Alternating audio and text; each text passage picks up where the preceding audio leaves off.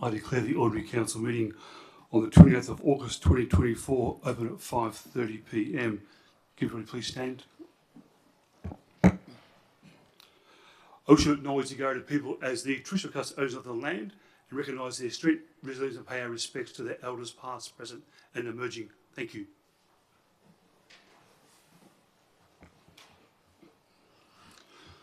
Item number 3. This meeting is being live streamed and audio recorded to facilitate community participation for minute-taking purposes, which may be released upon request of third parties. In accordance with Clause 616 of Town of Port Hedland Standing Orders Local Law 2014, members of the public are not permitted to use any visual or audio electronic device or instrument to record the proceeding of any meeting unless that person has been given permission by the presiding member to do so. Members of the public are also reminded that in accordance with Clause 617-4 Standing Orders, mobile phones must be switched off and not be used during the meeting.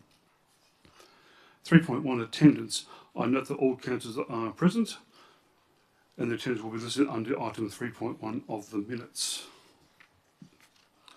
3.2 Attendance by telephone, entertainers communications, there is nil. 3.3 Apologies. CEO, have received any apologies at all? There are none, Mr. Mayor. Thank you, CEO.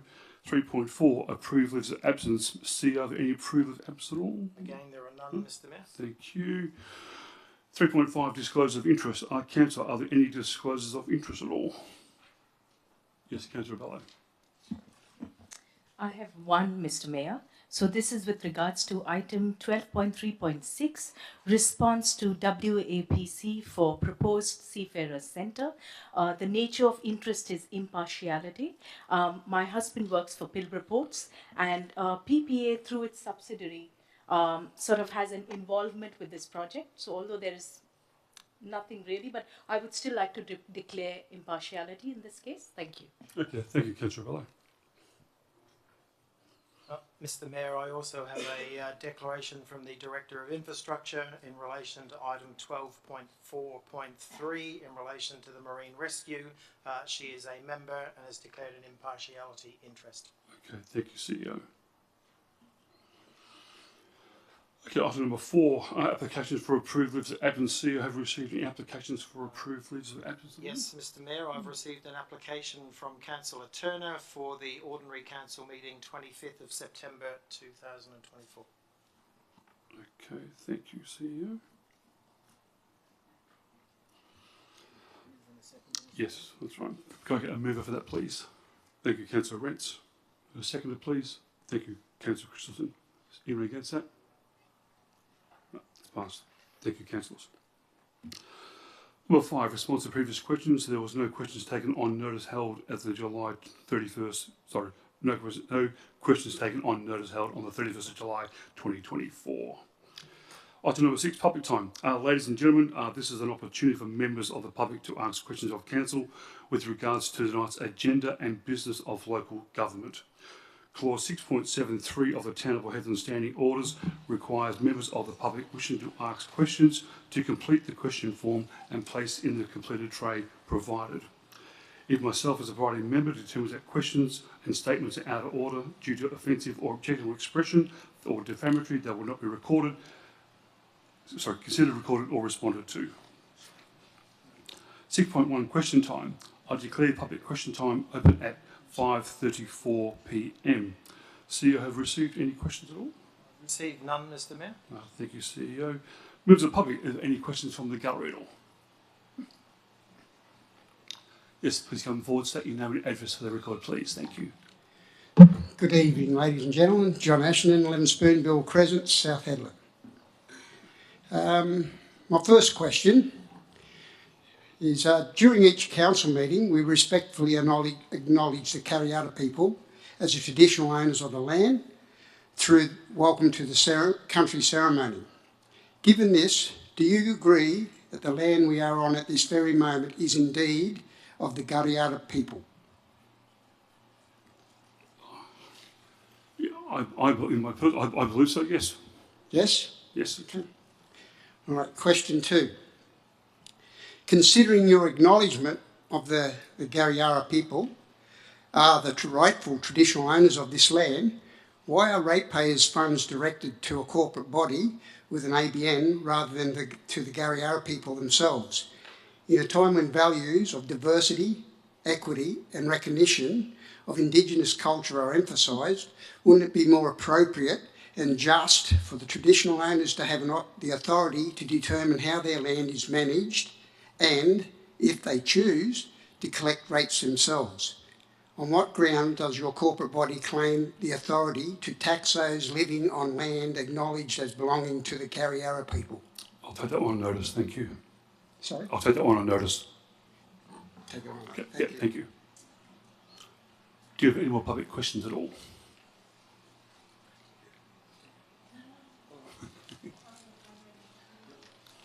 If you'd like to come forward, state your name and address to the record, please. Thank you. Roger Higgins, 19 Edgar Street. Mr Mayor, I asked you at the meeting on the 26th of June, quote, were you led to believe, Mayor, that your address had changed from Robert Street? My question at that time was, have you updated the town's register with respect to the new address? You replied, yes, I have. The evidence suggests that you did in fact move from Robert Street perhaps earlier this year. The question I asked you on the 31st of July, Town of Port Hedland meeting, was this. With respect to the declaration you made in your primary declaration, you indicated that you had been living at Robert Street. At the last June council meeting, I asked if your address had changed from Robert Street. My words were, quoting what I said, word for word, for clarification, Mayor, which of the addresses in your annual returns to date is your actual residential address at this point of time? You replied, quote, it will be on the next recent one when I submit it. I haven't actually submitted it yet, but it will be on there. I now have your updated annual return. Correct. Yes. Thank you for doing that. It's okay. It was submitted and acknowledged by the Town of Port Hedland CEO on the 19th of August. Could you confirm for the record that the address you gave on that document is 3 Plover Way? That's a property that I own, correct. Okay, so you've just confirmed it. Thank you. Based on the replies you gave, as recorded in the minutes on the 31st of July, you clearly stated that your actual residential address would be in the then yet to be submitted declaration due before the 31st of the 8th, 24. You submitted that return and it was approved by the CEO on the 19th of April with the address 3 Plover Way, and it was signed off by the CEO. My second question is, do you now live at 3 Plover? It's a property that I own in Plover Way, correct. Thank you. Do you have any other further questions at all?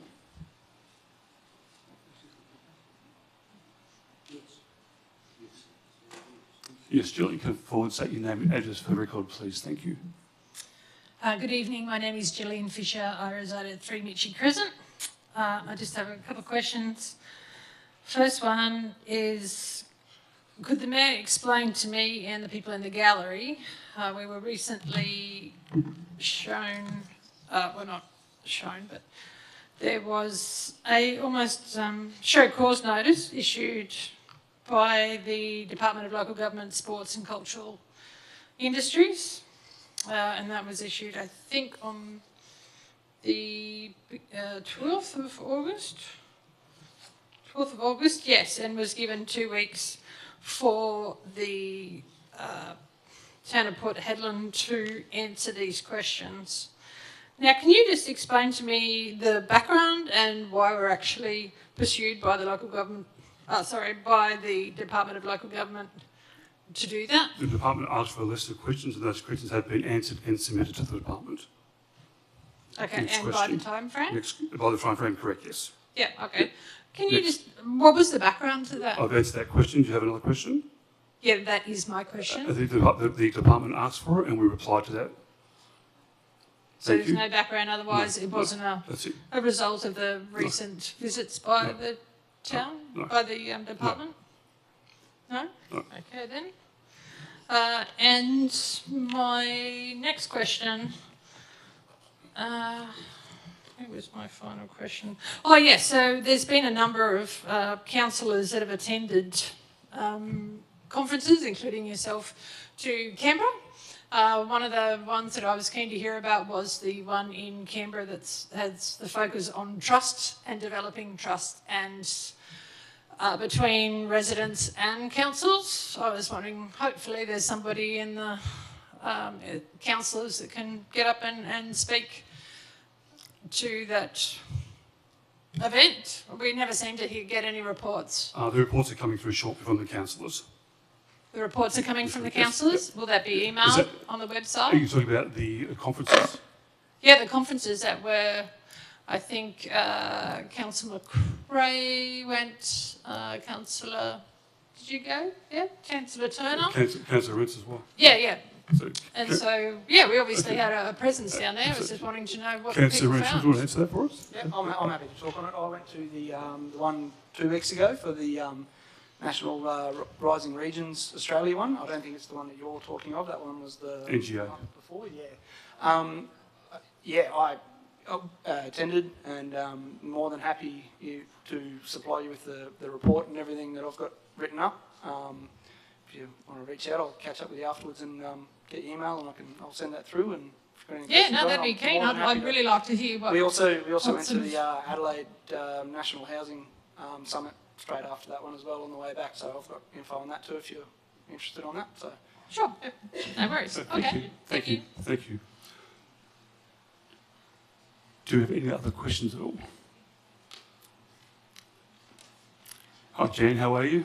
Good evening, everybody. Good evening, Mayor Carter, Thank you. So your name and address very clear, please. CEO Thank you. and councillors and staff. And it's great the sun is shining today in best place in the world. I'd like to just say my name is Janet Gillingham. I live at 3 Simmons Street, Port Hedland, or postal PO Box 131, Port Hedland, WA 6721 is my mailing address. Thank you. I'd just like to say that our Pilbara Music Festival organisation is being in full swing with a very small committee this year, and we have to apply for funding just to get by, which we have been a little bit lucky this year to get some funding from some businesses. And the festival starts next week set up on the Tuesday evening in here, all hands on deck. You're all welcome to come along and put some chairs out if you like. September the 4th and 5th is the days of the instrumentals and vocals for all age groups. And the finale awards concert will take place on the Sunday, the 8th of September in the Gratwick Hall, early in the afternoon, and an open invitation to all our community is extended to both the festival days and the music festival. And I do have a question in relation to this. So that is for a gold coin donation. So my question in relation to this is that committee and helpers and members and myself as coordinator of the Pilbara Music Festival 2024 are requesting a waiver of fees for the use of the Gratwick Hall as per the changes recently through our council, over our council table. And so the fees for the use of the Gratwick Hall at the moment has reached $1,500 and will rise as we need or may need the use of extra hours throughout the days of the music festival. Could we please have the procedure to put in a request for the waiver of these fees, which helps us to keep this organisation, Pilbara Music Festival, turning over. I'll take that on notice for you, and we'll get back to you on that one. yeah, Yeah, can you actually put that in writing for us, Jan, as well? Excuse me? Can you put that in writing for us? This is the procedure I would like to know, what you would like. Yes. And so as a committee, we can do Yeah, that. email yes. the request, that'd be great. Yep. Yes, thank Yeah, you. thank you. I did hear somebody else speak then, so I'm sorry if I butted in. There's somebody else speaking. That's okay. Okay, all right, thank you. Thank you. And I'd also like to say that 6 days ago on the Town of Port Hedland Facebook page, I did print off this following, and I do have a question related to it. South Hedland entrance revamp underway. saying that there's activity along Hamilton Road as we revamp this entrance to South Headland. We're currently working on a particular area, and I'd like to ask Mayor Carter, what is this to do with? Thank you. It's part of the redevelopment of the whole foreshore, of the whole area. If you want, I'll actually leave the director to run through and she can give you more of an idea of what it's for. It's the roundabouts. It's basically the beautification of the Hamilton Road entrance into South Headland. Okay, thank you. Yes, Yeah. please. Thank you. Thank you. Did you want to talk about that? So the piece that's being undertaken at the moment is the portion of land by Spinifex, which has been funded by Lotteries West mainly, and I think $100,000 by the town. Okay, thank you. So my question relating to this is, as because the revamp is part of a stage overhaul, it said on the Facebook, South Headland, encompassing Hamilton Road, parts of Forest Circle, North Circular Road. As the revamp progresses, it says you'll see landscaping, planting of trees, etc. And that this project has been made possible thanks to the funding from Lottery West. Now, you may have seen that, so that my question in relate to this is, I've brought this up very many times on that area next to Spinifex Hill Artist and between the high school, and it's always known as the Horizon Powerland. When has this gone to public consultation so that it was going ahead several years ago, and yet it all seemed to stop and nobody could answer my question as myself as a councillor to say that there was lotteries money applied for this, and how now suddenly this has all turned up. So can I please have an explanation on how this has now come about, because there's been no public consultation, and we knew, and I knew personally, and yourself, Mayor Carter, you knew in 2017, 2018 that this money had also come through, but every time I was told personally that this was not going to happen because nobody could find the paperwork for it. So suddenly, I'd like an explanation, and the town would like an explanation. Thank you. Do you want to answer that firstly? So I can't answer before 2019, end of 2019. Yeah. Fair enough. So the town applied for lotteries funding, I think, in 2021. So the Was before that. no, not for the money we're using for that. That So was there's money missing then. Okay, thank you. well, it's no money that I know of, but that money we received, I think, in 2020 or 2021, it was $386,000, I think. And that is the project that we're undertaking at the moment. So I can't give you any further advice on that. The plans have actually been went out to the community, I think, around about 2022. We've since engaged with Spinifex artists on the finalisation of those plans, and that's what's being undertaken at the moment. Thank you. The correct question in relation to why hasn't this come to the community is that I was a councillor in 2022, and there's no plans came over my part of my table that this was actually going to happen. I was just told that everything that was applied for in 2017, 2018 was just not on the books. So it's very disappointing, and I just think the public really deserves to have better communication, because it's the first time I saw anything come on the page, and you can actually look 6 days ago today, you'll find that on the Town of Port Hedland Facebook page. Okay. It's all about the plan of that area there. Right. Thank you, Jan. Thank you. Thank you.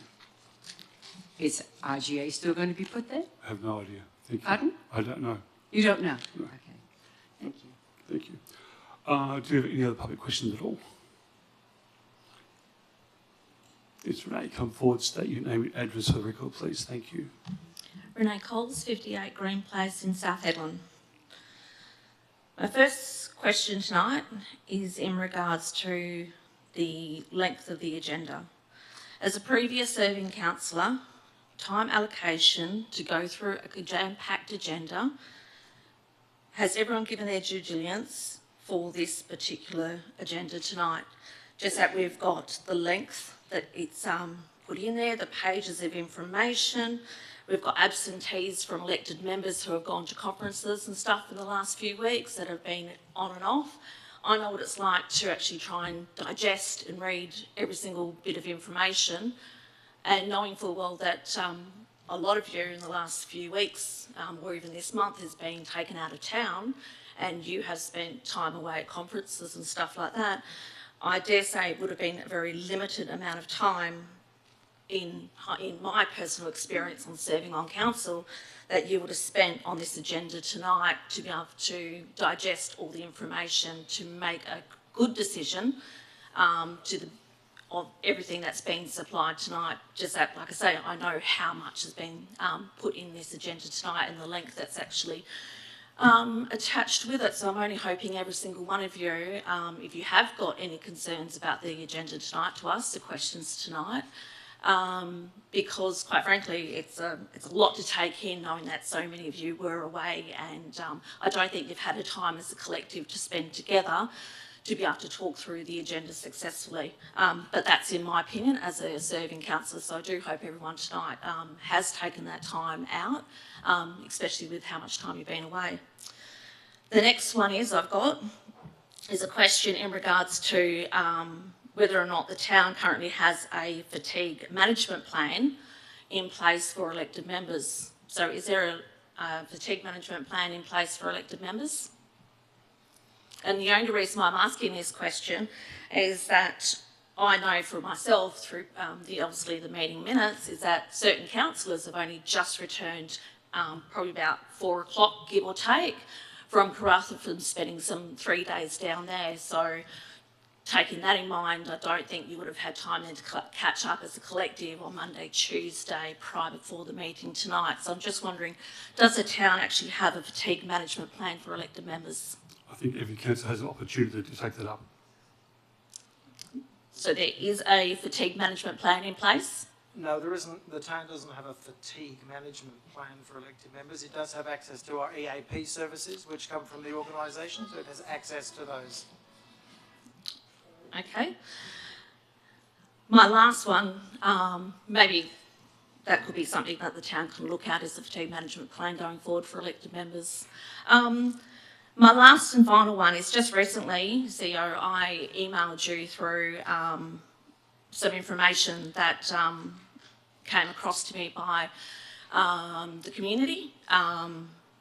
Unfortunately, they still like to contact me to raise concerns because I know that I'm more than happy to come up here and chat to elected members and everyone else around the table in regards to it. So this is in regards to a strike notice that was put on an elected member. I have noticed and they have sent me through to say that that has since been basically rectified, so it's no longer a strike notice in place. Just wondering you didn't quite answer the written correspondence, so non-verbal communication that you had with that elected member at the time. Was there a written correspondence in place and duly noted in regards to this? So the strike notice, once you were aware of a strike notice, did you take the time, a non-verbal communication, so a written communication, asking, requesting information from that elected member? I provided advice to elected members in relation to that matter. Okay, Thank you. that's my 3. Thank you, Lorraine. Any other further questions at all?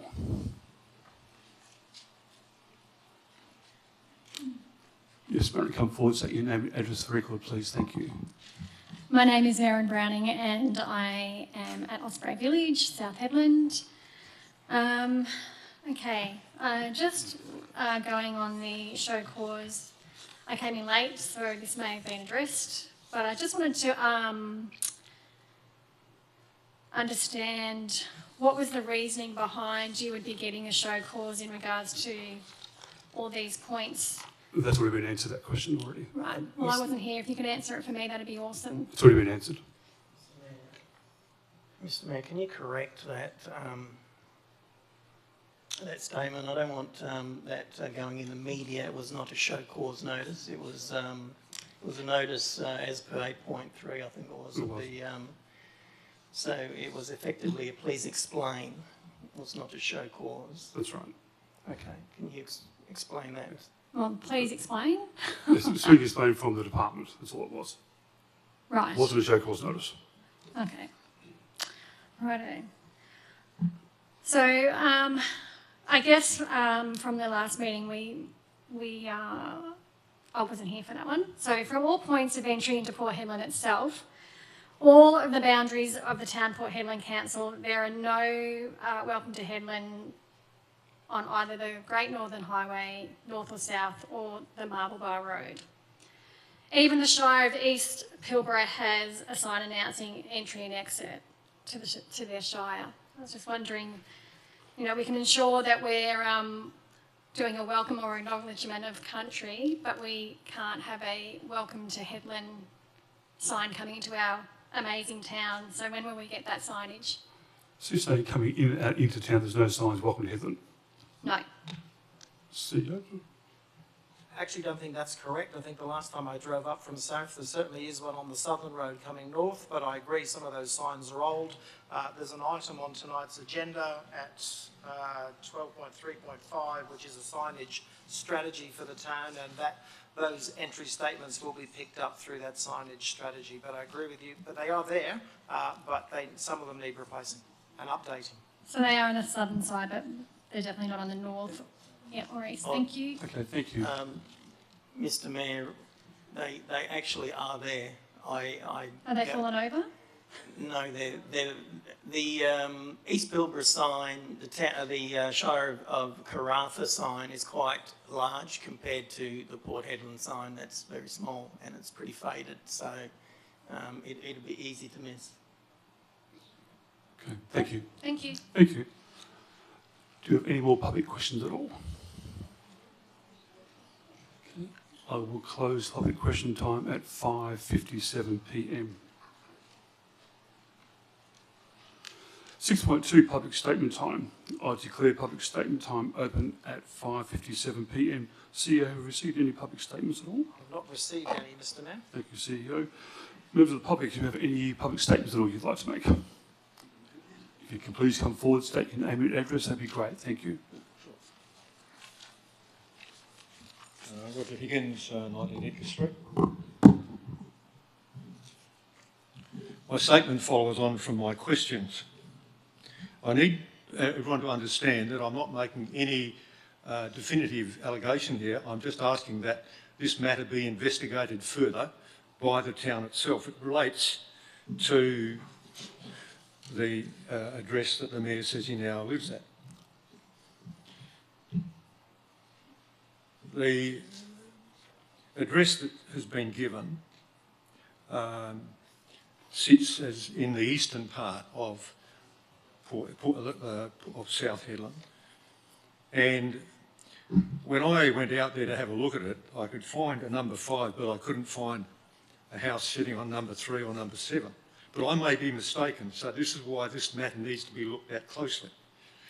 I'm sure that somewhere in the town's development applications there would be a record of when number 3 had building activity on it, and that would be easily identified. So I preface again the fact that I'm stating something that needs to be investigated, and I'm not making any allegation per se. But if I'm right, and there's no house on number 3, then we have a serious problem.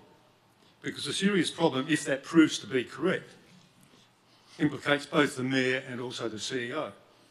It implicates the Mayor because of the fact that he's already stated 2 years in a row, 2023 and 2024, that 3 Plover formed part of the material he's had to present to the administration in order to be in his role.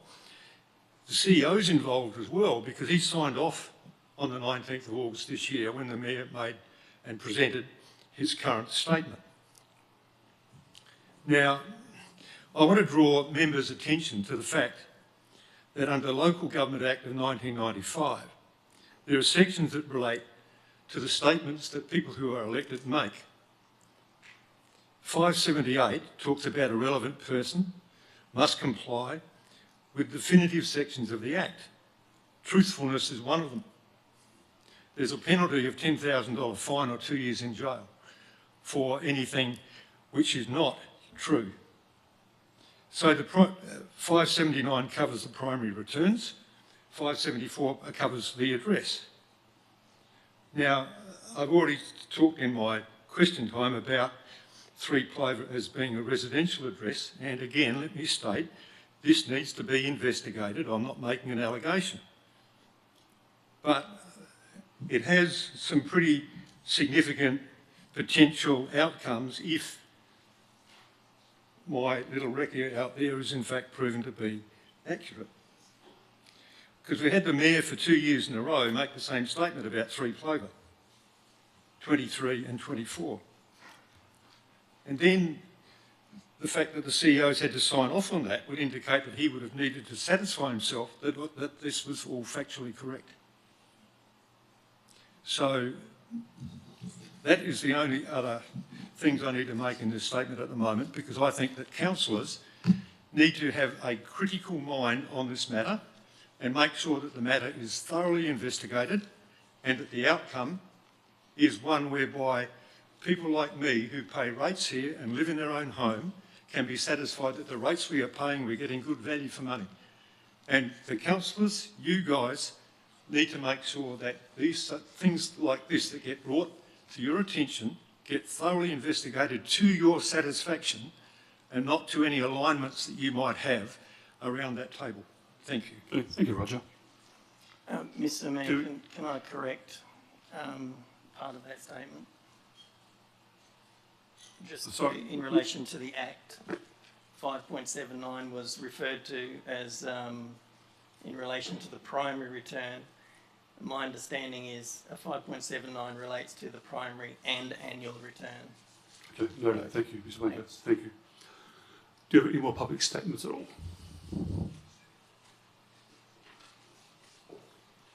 Yes, come forward, state your name and address for the record, please. Thank you. Name's Zach Slaughter, live at 10 Monks Place, Port Hedland. Thank you for having us tonight. Apologise for being tardy. We had a marine rescue event late this afternoon that I was sharply pulled away from and only just got back to shore. So thank you for having us. Lots happened in the last 9 months since last time we were in here seeing council. I've reached out to all the councillors and spoke to most of you on the phone or in person about the project update and how we're tracking. We've currently raised $2.8 million for our $3.3 million project. Yeah, we're about $500,000 short and going to community, state and government grants to try to make up the last parts of that funding. We've approached the town of Port Hedland in the letter that we've addressed for you tonight that is on the agenda to waive the tip disposal fees of $42,000 for our project and also the building permit fees that are associated with that project. Sorry, I haven't prepared too much more than that. As I said, I was pulled away for the second half of the day, but if you have any questions, I'm happy to answer that. Our project's kicking off imminently, and we're hoping to deliver a new emergency service facility to Port Hedland for Marine Rescue to continue our continuity of service to this town. So, great, thank you. Thank you very much. Thank you. Do you have any more public statements at all? Yes, Johnny, come forward, state your name, address for record, please. Thank you. Yeah, g'day, John Ashton, 11 Spoonbill Crescent, South Hedland. A statement tonight. Mayor Peter Carter, councillors, CEO Carl Askew, and the administration of the town of Port Hedland. It is clear to anyone paying attention that the administration truly holds the reins in the running of this town. The mayor and councillors, despite being elected by the people, seem to serve more as figureheads, providing us with a comforting illusion that our voices are heard and our interests represented. However, the reality, as demonstrated in the last ordinary council meeting, is far different. During the last special council meeting, a number of motions were unanimously supported, with not a single voice raised in opposition. Yet, despite this apparent consensus, we, the people, are still subjected to the charade of having to ask you to approve what we've already voted on. Our voices should dictate the course of action, not be subjected to another round of decision-making by those we've elected to carry out our will. If others can't be bothered to attend these meetings, that is their loss. But those of us who care enough to show up should see our decisions implemented, not debated. I find it deeply troubling that some councillors, whom I won't name, felt the need to manipulate the Kariyarra people, who, as many long-time attendees can attest, have rarely participated in these meetings, into opposing a motion concerning the Welcome to Country ceremony. This motion, which I believe divides us along racial lines, became the focal point, overshadowing other crucial motions, such as a forensic audit and the need for an organisational restructure that includes replacing the current CEO. These motions, which would have a far greater impact on the well-being and the integrity of our town, were effectively sidelined.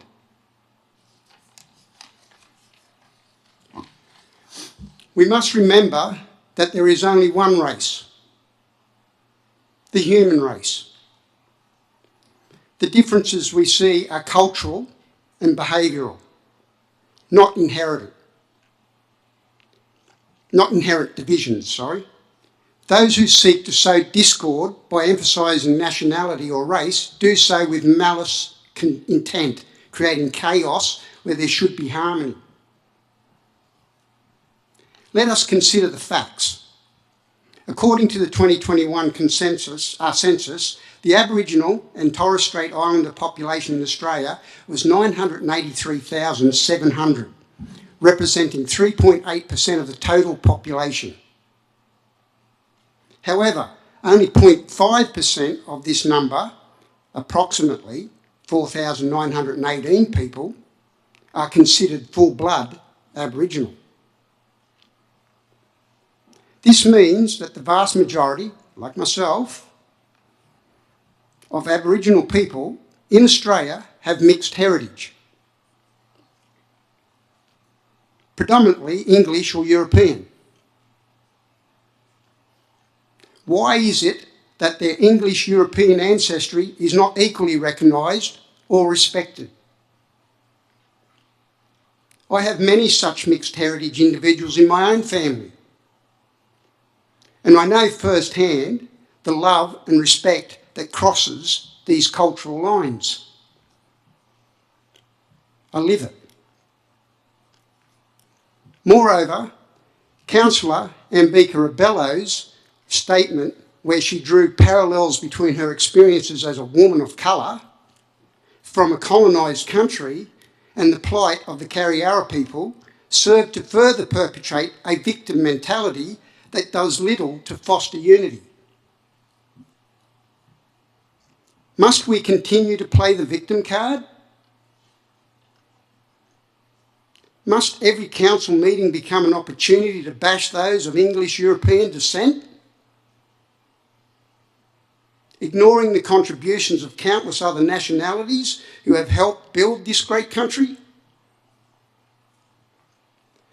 Can we not move beyond these divisive labels and come together as one people, united by our shared humanity? It is time to stop the nonsense and work together to build a community that respects all cultures and heritages, without allowing any one group to be manipulated for political or administrative gain. Finally, it has come to my attention that the administration is now required to provide a scrutiny of affairs to the Department of Local Government. But this only covers the past 12 months. This limited time frame conveniently excludes the dodgy dealings of previous years, particularly the 22-23 budget.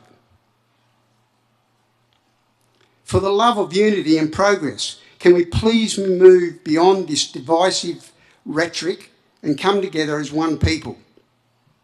We must stop playing the race card and focus on the real issues at hand, such as the administration accountability, the need for a forensic audit, and the urgent restructuring of the town's governance. Absolute power corrupts absolutely. And we must ensure that that power remains with the people, not the administration pulling the strings behind the scenes. For the love of God, thank you for listening. Thank you. Do we have any other public statements at all?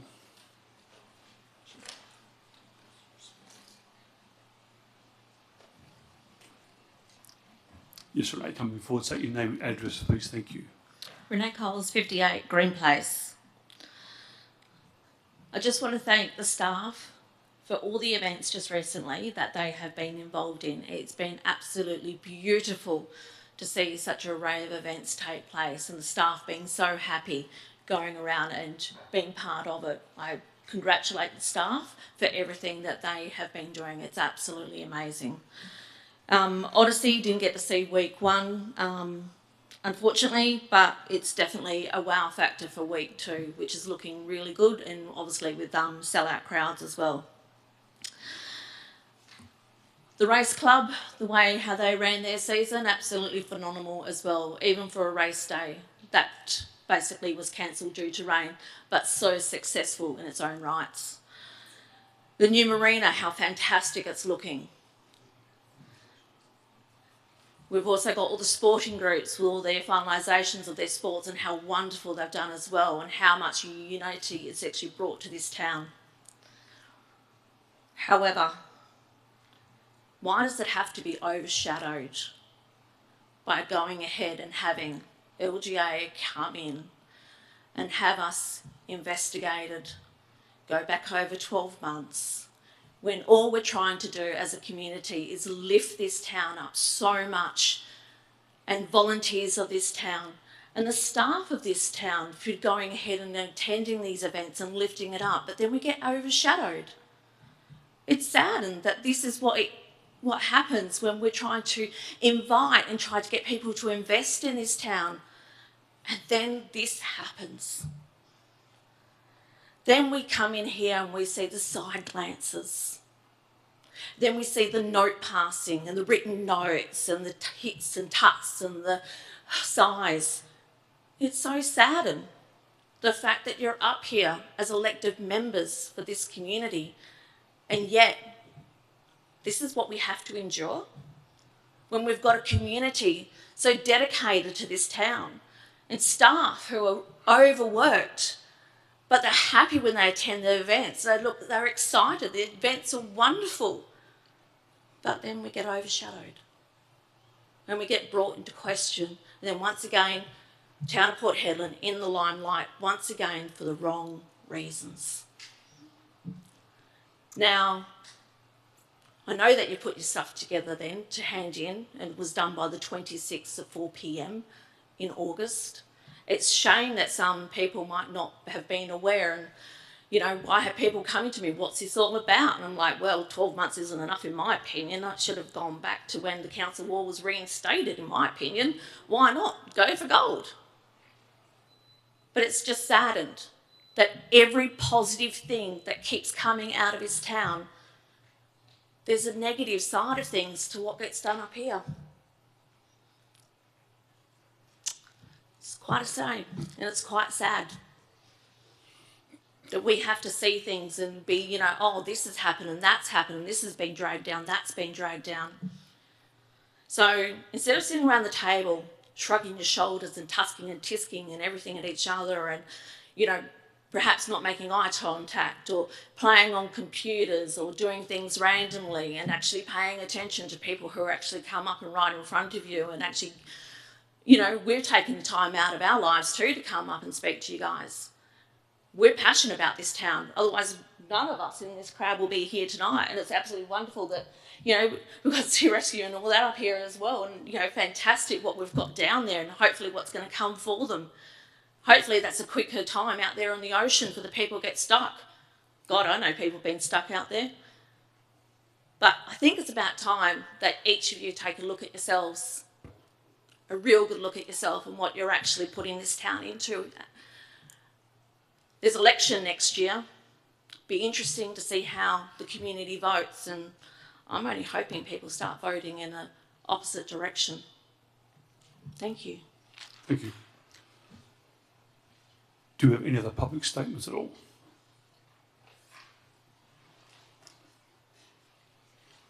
Yes, Marion, come forward. Take your name and address, please. Thank you. Marion Browning, Osprey Village, South Hedland. This is more of a, just on the record for, I guess, the hot topic of tonight, of the scrutiny of the affairs of local government. I just want to read out the letter that's actually on the Town of Port Hedland, on the Local Government Act website. I, Lainey Chopping, Departmental CEO of the Department of the Public Service, assisting the Minister to administer the Local Government Act 1995, the LG Act, being the Department of Local Government, Sport and Cultural Industries, in accordance with Section 8.21 of the LG Act, require the Chief Executive Officer of the Town of Port Hedland Town to provide to me information of a kind specified hereunder. 1. A copy of any document, including emails, that relates to financial management non-compliance by the town, for instance, of procurement non-compliance with a value of $5,000 or greater in the preceding 12-month period. 2. A copy of any document, including emails, that relates to failure to deliver any projects worth $250,000 or greater, with information relating to any time frames of delays after awarding a tender in the preceding 12-month period. 3. A copy of any document that relates to any failures to meet the service needs, essential and non-essential, of the town, including failure to operate any town-managed facilities, and information relating to the time frames where any facilities were not operational in the preceding 12-month period.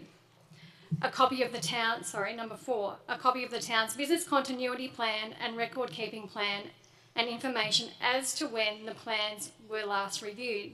5, a copy of any document, including emails, that relates to workplace grievances that have been referred to a workplace oversight body, for example, Industrial Relations Commission, Fair Work Commission, WorkSafe, in the preceding 12-month period. Number 6, a copy of any document that relates to disruptions or losses of the town's information systems, including any information relating to information systems audits, internal and external audits, and timeframes where any information systems were not operational in the preceding 12-month period. 7, a copy of any document, including emails, that relates to any town code of conduct complaints made against any persons, excluding Division 4, Rules of Conduct, of the Local Government Model Code of Conduct Relations 2021. This includes A, any complaint lodged, B, any documents relating to the investigation of complaints lodged under item 7A above, and C, the outcomes and or resolution of complaints lodged under the item 7A above. 8, a copy of any document that relates to WorkSafe incidences, including the number of incidents reported to WorkSafe, any investigations carried out by WorkSafe, and the lost time injury rate in the preceding 12-month period. 9, a copy of any report that relates to staff safety, work health and safety, and or psychological safety, including any reports from Minter Allison and Dr. Linda Folan, Inspired Development Solutions, Proprietary Limited. And 10, a copy of any documents, including emails, that relates to staff satisfaction rate, including the most recent staff satisfaction survey results and annual staff turnover. The specified information must be provided by 4 p.m. Monday, the 26th of August 2024, at the Department of Local Government, Sport and Cultural Industries, Gordon Stevenson House, 140 William Street, Perth, WA 6000, or via email to the good governance at DLG email. A person who fails to comply with a notice under the 8.21 commits an offence. Lane Chogbing.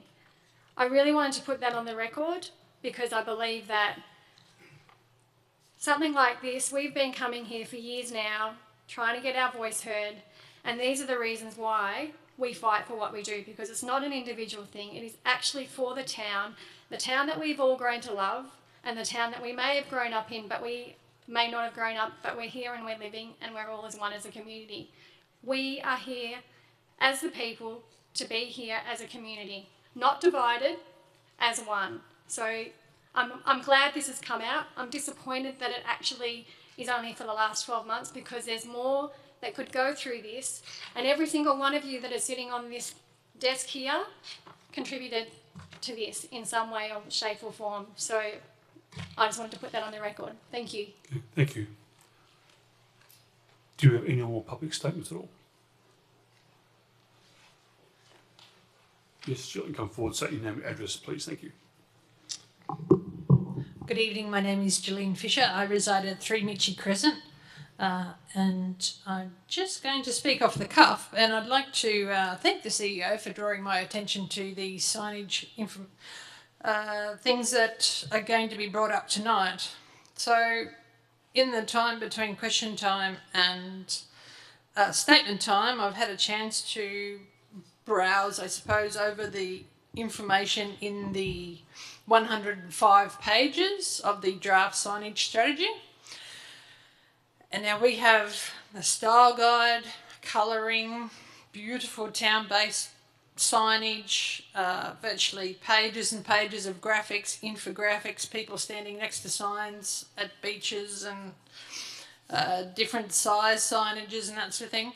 But at no place can I see anything in 105 pages about beautiful big welcome to Headland billboards that we need on the Great Northern Highway coming in from Broome, on the Marble Bar Road coming in from Marble Bar, and the Northwest Coastal Highway, which has no signage at all. And I can definitely speak to this because it's part of my role at my workplace to drive those highways very often and speak to tourists about this. Now, I find it in my role to be I'm very proud of my town. As Renee was saying just now, we wouldn't be turning up here and talking every month as we do if we aren't proud of this town. And to not have basic welcome to Headland or you will be in Headland in an hour and a half from this point is blatantly, like we're getting all caught up with the beautifying of our own town, but tourists need to know what town that they're coming through, and that is, the concept is reflected in the pride in our town. So hopefully you people will take that on board and push that as well. Thank you. Thank you, Julie. Thank you. Do you have any more public statements at all? Okay, I will close public statement time at 6:23 p.m.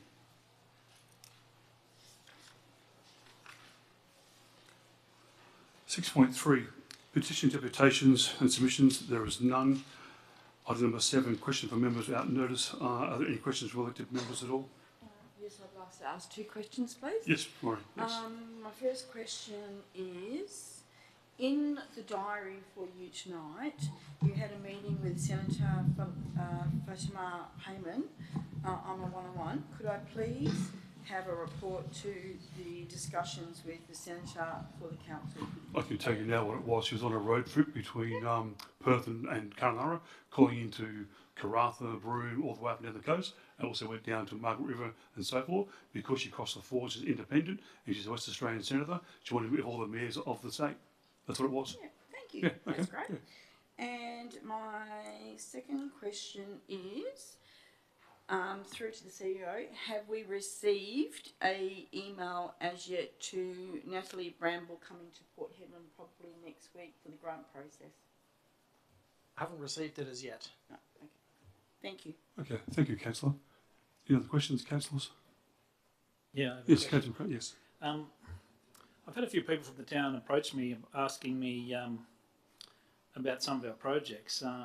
Does the town use a licensed builder or even a civil or structural engineer to compile NCRs, non-conformance reports, on the various construction projects? Oh. Lee, do you want to...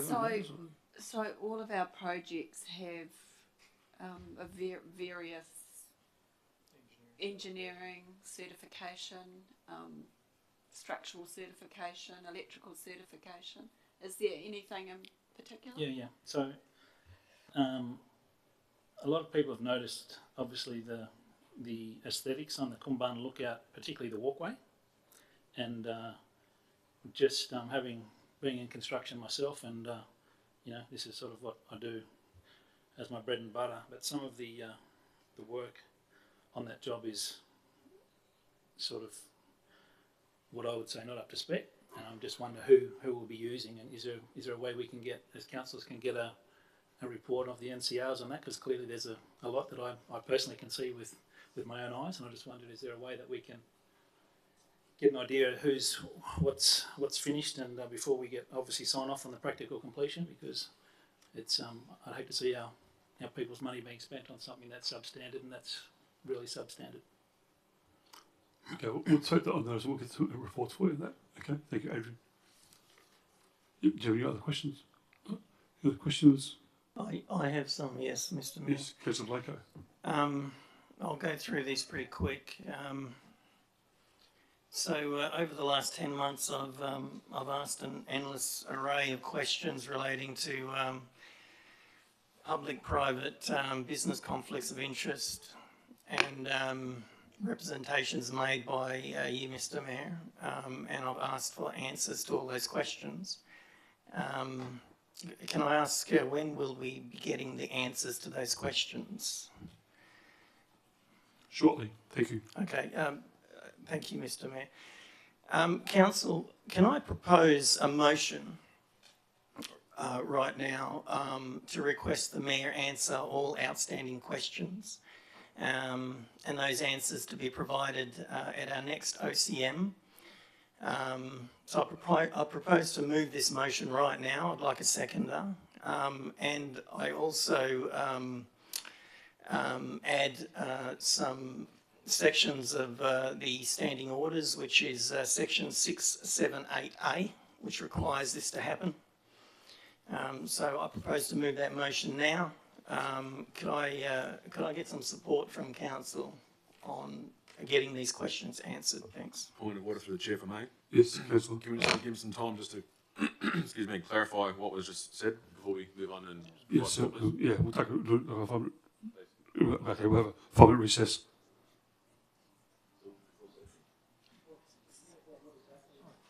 Standing orders, section 678A.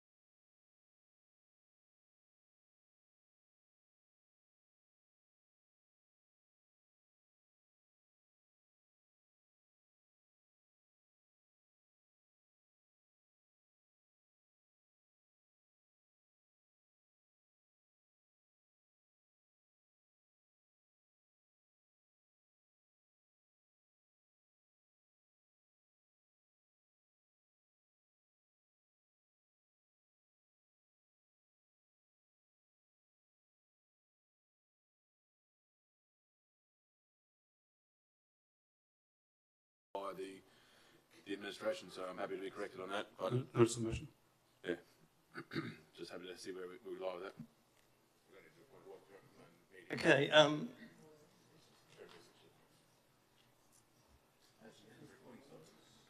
Yeah, recording's done.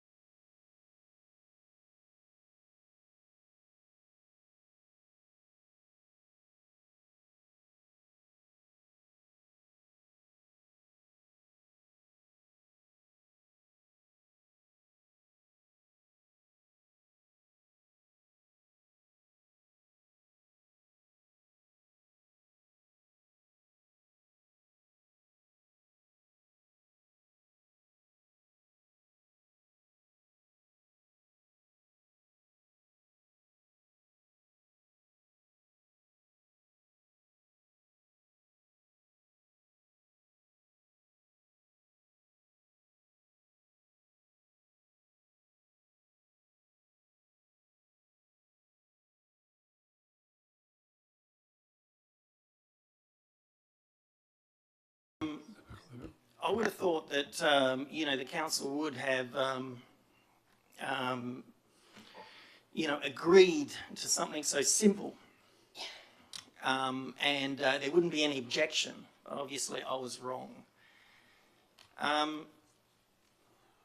Mr. Mayor, the town has issued, the town was issued with the letter that's been spoken about tonight. Obviously, you know, the answer is that we have responded to the Department of Local Government. I'd like a copy of that full response from the town, and the reasoning behind the questions that have been asked by the department. I did go through some emails today, and I have been lazy in looking through my emails, but if the town has already given it to us, then can I be told that? If not, I would like to get a copy of that, and I'd also like to quote section 592A, actually 5921 I think it is, 5921 of the Town of Port, the Local Government Act, which states that a council member can have any information he or she asks for in relation to their duties as a council member. So can I get a response to that? Can I get a copy of that full report, Mr. Mayor? Can you ask? I'll check the CEO. Is that possible, CEO? Happy to take that on notice, Mr. Mayor, and happy to provide it subject to further advice. There's a number of confidential elements to the information provided, and there may well be some redaction that needs to take place. Thank you, CEO. Mr. Mayor, can I have an understanding of how long that will take? You know, I don't expect 24 hours, but, you know, I'll get that up to the CEO in the department, to the administration to get that to you. Okay. Next question. Yeah. I've read the town planning scheme 7, and I interpret the FIFO camp proposed for lot 601 in South Hedland, the Palola Court, as not complying with the provisions of the town planning scheme. That's my interpretation of that. I have been told that council members have been told that it does actually comply. Now, the town planning scheme, you know, it specifically states on page 43, you know, under workforce accommodation that that within 30 kilometres of the town centre in a rural zone, the FIFO camp proposal is not permitted. It reads to me like this is an ex-use and it's prohibited. Now, I'd like to get some advice from the administration on this proposal, because it is a $350 million deal. And I would like to get some legal advice for the council on this proposal. So, Mr. Mayor, can we move forward on something like that? Yeah, happy to provide that to you. Happy to provide me with legal advice? Happy to provide you with advice we already have in relation to that. You'll see it when the application comes before council, but happy to also confirm that information through legal advice as well. Okay, thank you.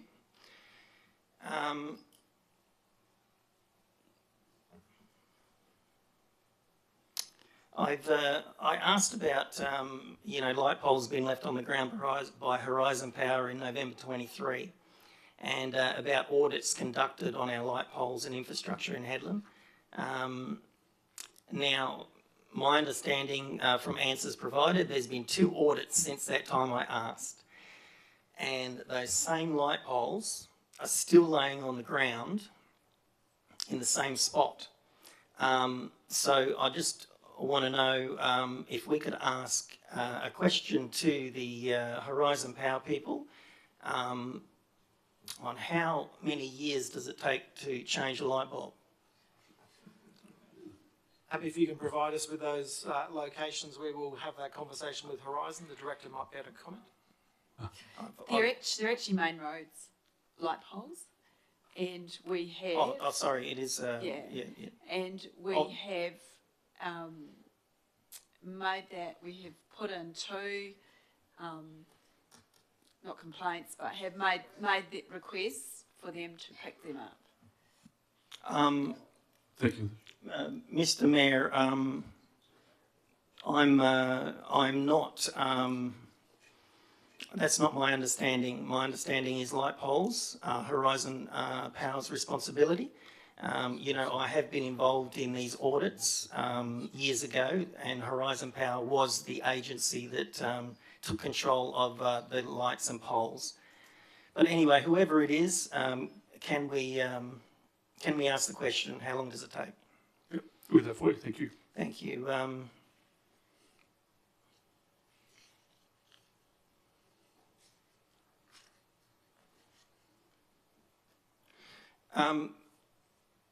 I want to talk about road damage around town, potholes.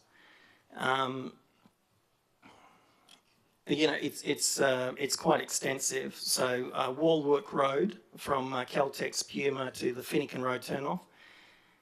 Now, a lot of our staff use that road every day, and that road is starting to, you know, develop, you know, hundreds of potholes, and they're getting quite big.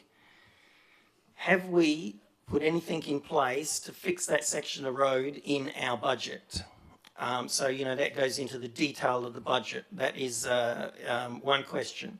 The other one is the Wedgefield Road condition is atrocious.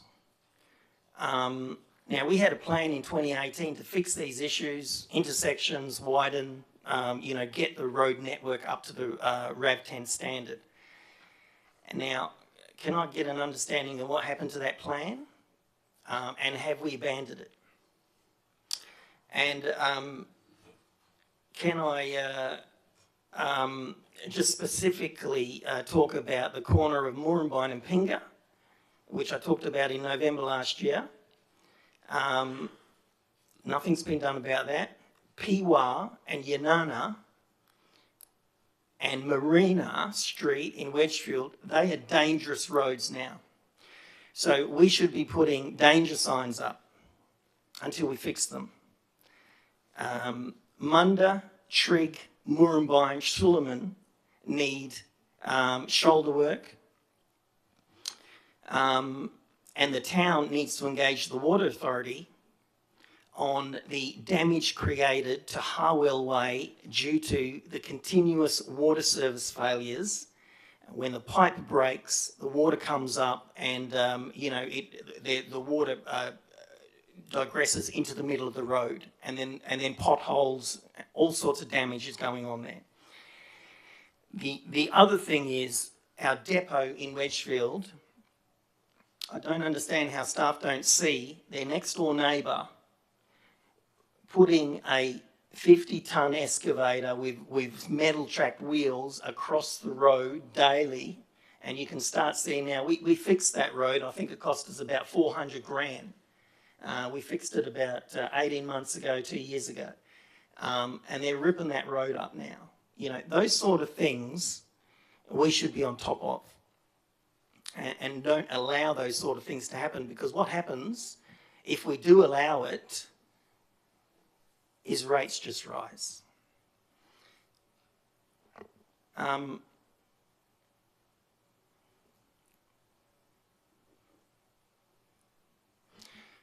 also asked about the flood study. We've got major operations going on to the end of Pinga and Great Northern Highway. I don't understand how they can do those major intersection upgrades without us having a current flood study for that area. Anyone that has lived in this town for a long time knows the damage that happens when it rains in that area and the whole place goes underwater. That's all I have at the moment, Mr. Mayor. Thank you, Councillor Pluggo. We'll take some of those on notice for you, okay? Thank you. Thank you. Do you have any more questions at all? Yes, Councillor. I'll just go a nice easy one. With the green waste pickup occurring as of the 2nd, it's been a regular occurrence I've asked every year. Can we try and see if we can at least pinpoint rough timeframes for suburbs of the town at least? I'm getting a bit of feedback saying that by the time they put it out on the early pickup, and if they were the back end of this date, then all the leaves will be dead and they're going to create a bigger sort of issue for the residents of those locations. So if we can just please ask if we can give a bit more of a detailed ETA for arrival on certain verges, please, and see if that's possible. I just think 2 weeks notice for green waste with the temperature getting up to 35 is just going to kill it pretty quickly, that's all. Please and thank you. Thank you, Councillor. So any other questions at all from councillors? No. Thank you. Councillor 43. Okay, moving on. Item number 8. Announcement of members about discussion. The presiding members for the 4th of July, July 24, put it in the agenda. Item number 9, declarations for all members to have given a show of hands that have given off the paper in the meeting. Can I invite all members to give a show of hands, please? Thank you, councillors. Item number 10, confirmation of minutes of previous meeting. We have office recognition before us that requires a simple majority vote. The council confirmed the minutes of the special council meeting held on the 29th of July 2024 are a true and a correct record. Can I have a mover, please? Thank you, Councillor Rents. A seconder, please. Councillor Christensen, thank you. Is there anyone against the motion? Motion's passed. Thank you, councillors.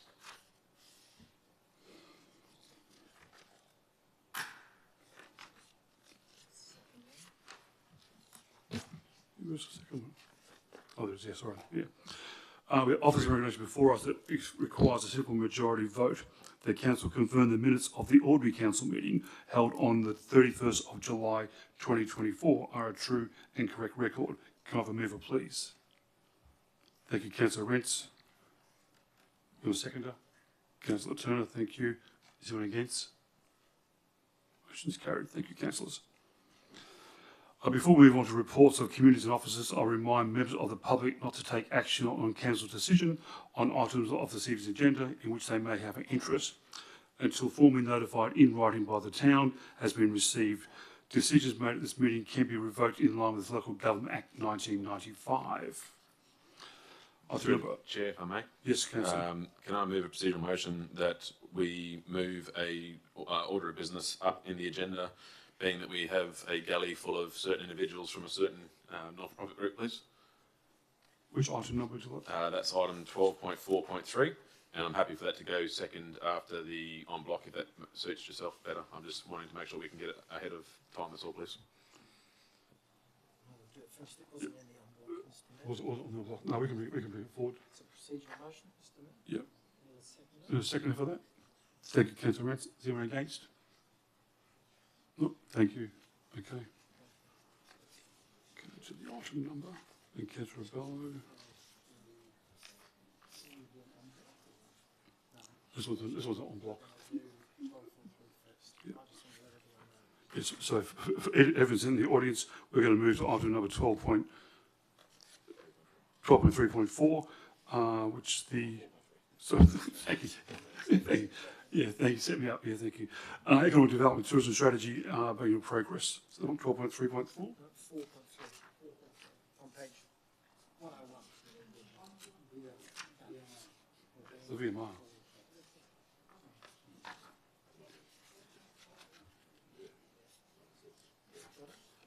There we go.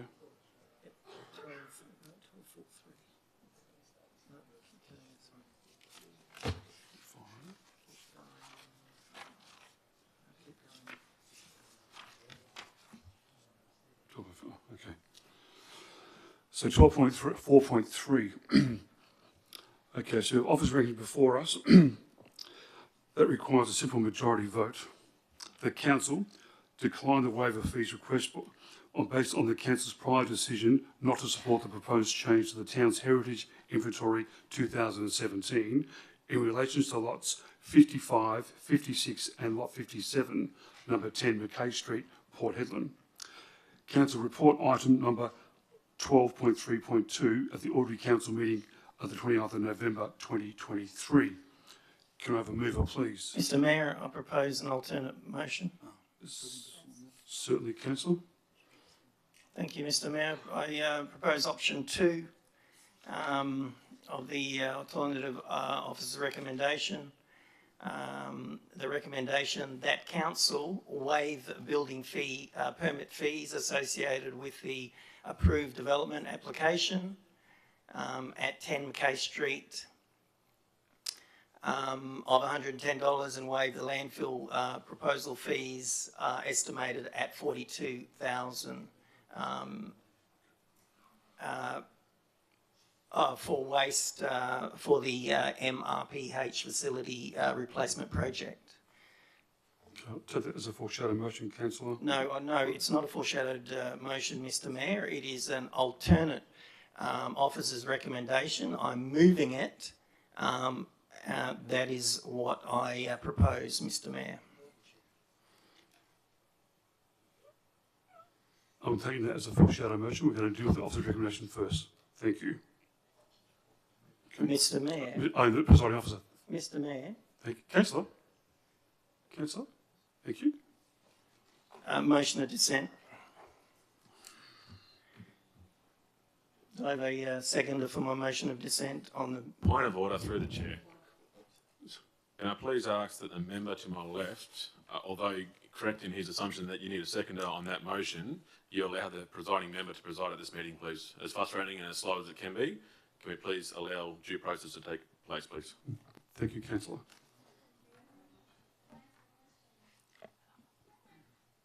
It's quite the gallery, thank you.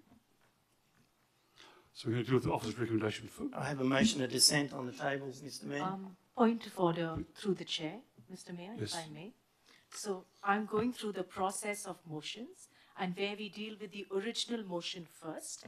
You have called for an alternate, which is correct, but we go through the original first, and then we go through the amendment.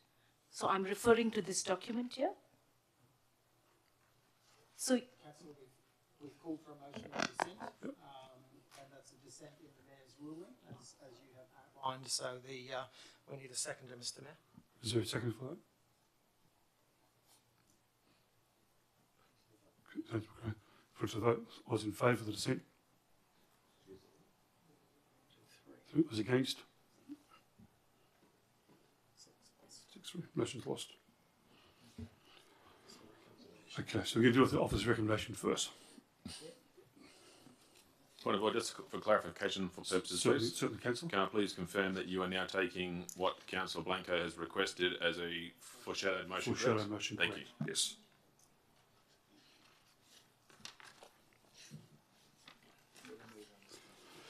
Okay, can I have a mover, please, for that motion?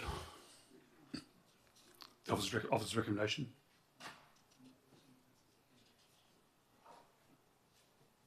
There's a mover for the officer's recommendation. You'll move it. Thank you, Councillor Turner. Thank you. Is there a seconder? Thank you, Councillor Rents. Is anyone against? Okay. Councillor Turner. Okay. All I'm doing is just bringing this to the table. That's the only purpose. I don't need to speak to it. I'll wait till the foreshadow. Okay. Thank you, Councillor Turner. Councillor Rents. Yeah, I'm similar to Tim. I just seconded it to get it on the table. I'm still very much undecided and wanting to see what everyone else's feelings are and see if I can be persuaded one way or the other. It's a very hard spot to be in on it, so I'm willing to see what everyone else's thoughts are, and then take it to a vote and see. Okay, thank you, Councillor Rents. Is anyone against that motion? Councillor Blanco. Thank you, Mr. Mayor. This is not hard at all. This is very easy. And we have a gallery full of people that, spend their time saving lives out in the water, when somebody is in dire straits. And that piece of land that they've got out there is a bloody disgrace. That building should have been bulldozed, 10 years ago. But clearly, we have issues with, people that object to any developments, that want to make the place look a lot better. And that's one of the developments in the CBD of Port Hedland that will transform that little area and make it, a much better place. Now, I'm stating that, I need the council to support option 2, which is what I tried to move previously, and make this build happen. It is not our problem that the department responsible for that area or the state government reneged on their deal to let Sea Rescue build closer to the marina. That department told them that they would support them, giving them a new parcel of land so they could build their development closer to the marina. The department did that, and the town and we supported that. And then afterwards, they did a 180 and said no. This has happened before, okay? And we need to step up to this, okay? We shouldn't be allowing these people to do this to us, to do this to Port Hedland. When I say it's happened before, before the marina was getting built, the old hospital site, the town had a deal going with Health to take that land on free of charge. They were going to give it to us. We were going to get rid of the yacht club, bulldoze it, right? And then stick a development on the top of the hill, reroute the roads, and have the whole development overlooking the new marina. That was the plan. And I had a meeting with Ilana Matinen, Minister for Regional Development, and I said to her, you know, that's what we were promised by the department. And she looked at her chief of staff, obviously didn't know nothing about it, okay? And then the following week, the deal was off the table because she knocked it on the head, right? But that would have been a great development for the town of Port Hedland, getting rid of that old yacht club that, you know, has clearly got big issues. And here we have the same situation happening again, where the department has said, we're going to give you that land, you're going to be closer to the marina, everyone's going to be happy, right? We had a audience here that were, you know, carrying on, yelling and screaming at us about, you know, oh, don't pull it down, don't pull it down. That's the old school. And then when the fire dies down, they do a 180. So these are the people here we need to be supporting, because these are the people that have turned up, okay? And if the Historical Society didn't want that building to be bulldozed, they would have been here. They would have been asking us or telling us that they've got the funding off the government to rebuild it, and that they supported the sea rescue in their bid to get the new land. But none of that happened, okay? All they did was talk and agitate in the community. Now, what we need to do here is we need to support the second motion. We need to knock the officer's recommendation on the head here, decline that says decline the fee waiver, and we need to support the Sea Rescue in their bid to build their building and to get rid of that eyesore that's been there for you know, quite a long time. So I hope that's enough for you guys, for council to you know, to take that in mind and think about what's happened in the past, and know that the state government has reneged on the deal, and support and represent the people that have put you in this position. Thank you. Thank you, Councillor Blacklow. Anyone else for? Is against? Yes, Councillor Christensen. Thank you, Mr. Mayor. And thanks again, everyone, for the debate tonight. I guess to start off with, I think it's important that I put my position forward, and the reason as to why I think it's important that we go through the officer's recommendation is the good governance would dictate that we should debate the officer's recommendation, therefore making our stance clear as to either why we agree or disagree with it. As everyone knows, if one of these don't get up, we must then be able to articulate the reasons as to why we don't support the officer's recommendation. So I think it's a good practice to get into, that we should always debate the officer's recommendation going forward. That said, I want to be able to just, I guess, emphasise the critical importance of our commitment to adhering to the strategic documentation in which that governs us, and particularly, I guess, drawing light to the strategic community plan. It's important to remember this document isn't merely just a collection of ideas or aspirations. It is a carefully considered blueprint that reflects the values, goals and vision of the people within inside the town of Port Hedland.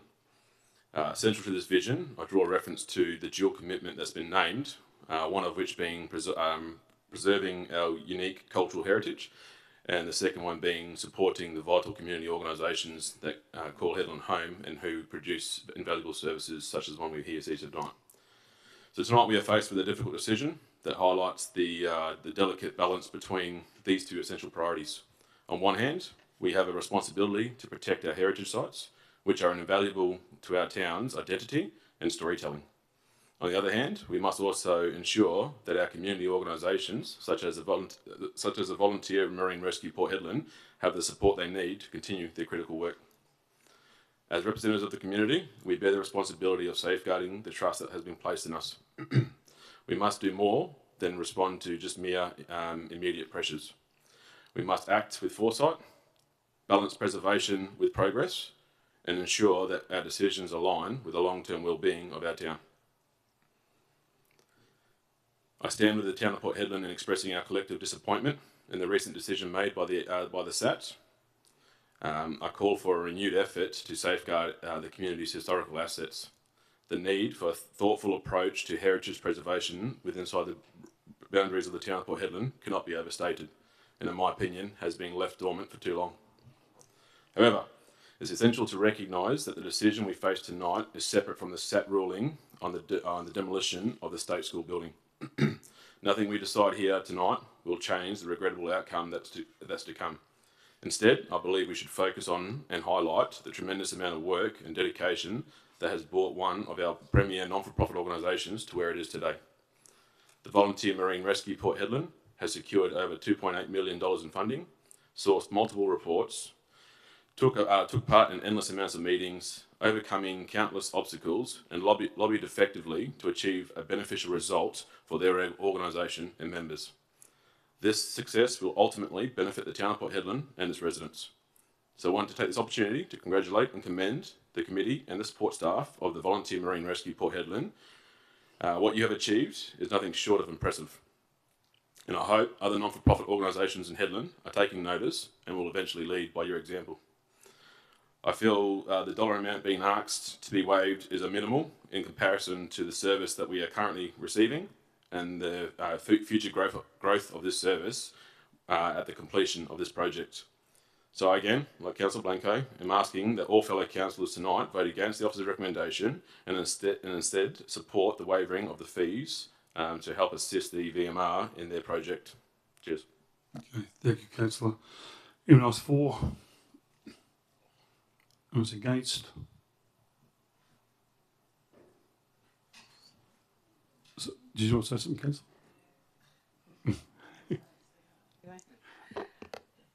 Pretty much just echoing on from Councillor Blanco and Councillor Christensen. We all know that this vital service relies entirely on dedicated volunteers, and it's crucial for our safety and well-being, especially given that you operate in the largest port in Australia.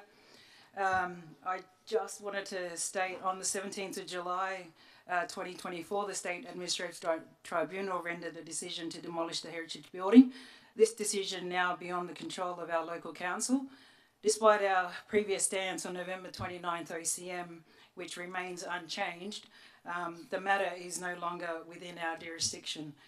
However, our commitment to support the Marine Rescue Service does not waver. The service they provide is indispensable, and their tireless efforts in securing funding deserves recognition. We have previously supported other not-for-profit organisations that contribute remarkably to our community, and the Marine Rescue is no exception. In light of their significant role and the critical nature of their work, I strongly support their request to go against this motion and go with what Councillor Blanco has put forward for support for the landfill disposal assistance, which is about $42,000. This gesture will not only align with our tradition of backing organisations that deliver essential services, but it will also demonstrate our commitment to assisting them in achieving their goals. Our support is just not a matter of policy, but a reflection of our shared values and recognition of their invaluable contributions to our community. And whilst I understand this was a sort of a tough matter between us councils because it's a direct conflict with our prior council decision to support the proposed change of the town's heritage inventory in 2017. The decision was taken and it was pulled out from under us. So I would also urge everyone to support motion 2 and not follow through with this one. Thank you. Okay, thank you, Councillor Bennett. Anyone else for? Anyone against? Did you want to say something? You want some? Yeah. Okay, thanks for everyone's comment. It's a unique position to be in because I too also support the VMR. I think there's probably a couple of points to make, and that is to say that the heritage of Port Hedland is really important, and it's something that we should uphold where and when we can. And what I would say is that when the council made its original decision, it was made in good faith with the intention that there was a win-win. As it's already been mentioned, those decisions have been reversed and certainly taken out of our hands. I would state that we as a council should work with, state government, federal government, our partners to preserve the heritage.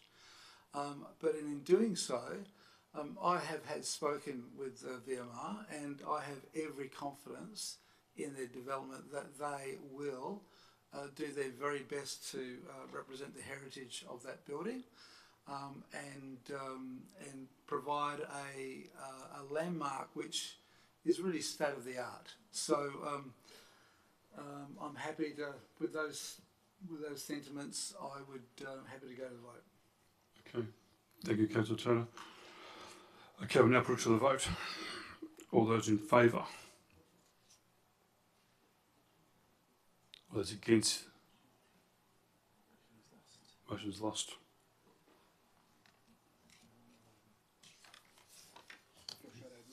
Foreshadow motion, yep. Yep. Is there a seconder for Councillor Blanco? Second, Councillor Rebello. Is there anyone against? Passed. It's carried. Done. Lucky I didn't have to talk to that again. Okay, that's the thing.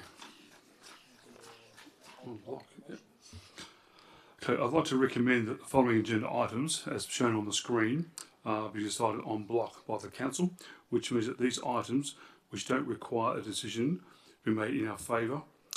The items the council is seeking to remove the list, please speak now if you have any items that you'd like to remove from that list. Councillor Blanco, yes, Mr. Mayor. What items on the item? have been removed already from the list? Okay, what has been removed so far was the 12.2. Yeah, 12.2. 12.2.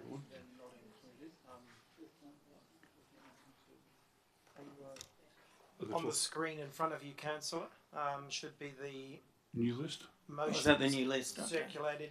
And councillors, 12.3.6, you're aware now has a declaration of interest, so I would suggest that that is removed and dealt with separately.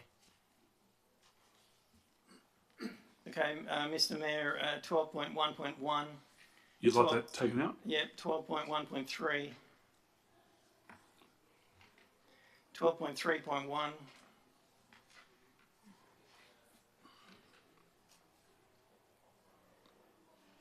12.3.6. That's it. Yeah, 12.3.6 already out. Yep. Okay. Okay, anything else? That's all? That's it, Mr. Mayor. Okay. Yeah, can I get a mover to have the balance of those on block, please? Through the chair, can we just wait to see the final? Yes, certainly, Councillor, yes.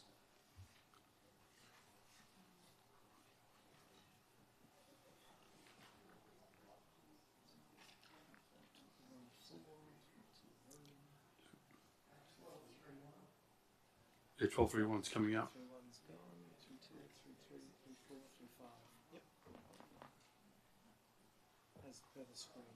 Yep. So as per the screen, Councillor Blanco? Councillor Christian, you happy? Yep, okay. Yep. Okay, can I move to put those on block, please? Thank you, Councillor Christensen. Is there a seconder? Thank you, Councillor Rebello. Anyone against? Thank you. All right, what will be the first one? 12.1, corporate services. Okay, 12.1.1, statement of financial activity. We have offered a resolution before us that requires a simple majority vote. The council received the monthly refinery report, and 2, note that accounts paid under delegated authority, and 3, receive purchasing credit card statements, and 4, receive investment summary report for the period ending 31st July 2024. and receive the year-to-date budget actuals report by the Directorate, and 6, receive the priority purchase credit card statements for the months of August 2023, September 24, August 23, September 23, October 23, March 24 for cards that end in XXX622, and 7, receive a capital listing report for period ending 31 July 24. Can I have a mover, please? Thank you. I'll ask some questions, Mr. Mayor. Yes.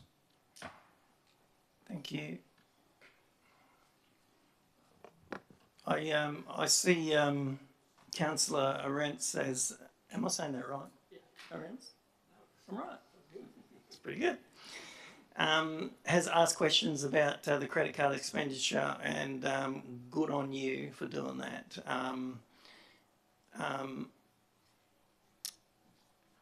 I like it when, you know, other councillors start looking at this sort of stuff. It's great. I see the Deputy has also looked at this as well. I have some additional questions in relation to Councillor Rentz that I'd like to ask in relation to the Caribbee, what is it, Caribbee Developments? That's Club Hamilton anyway. The 6,600, which equals to about $230 a night. So what I need to know is what does it relate to?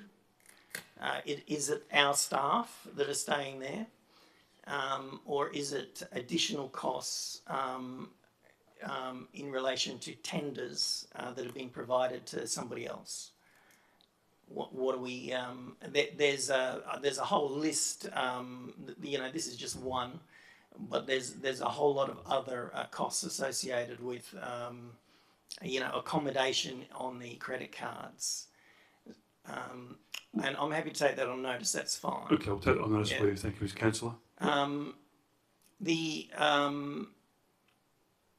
The payment that Councillor Rentz talked about with the card ending 5690, I'd just like to go into some technical stuff with that and get a response from the administration.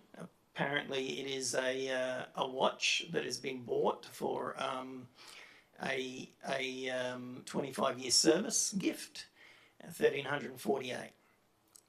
Yep. So I want to get some clarification in relation to gifts and why we pulled the policy that we had on gifts in relation to staff and also elected members.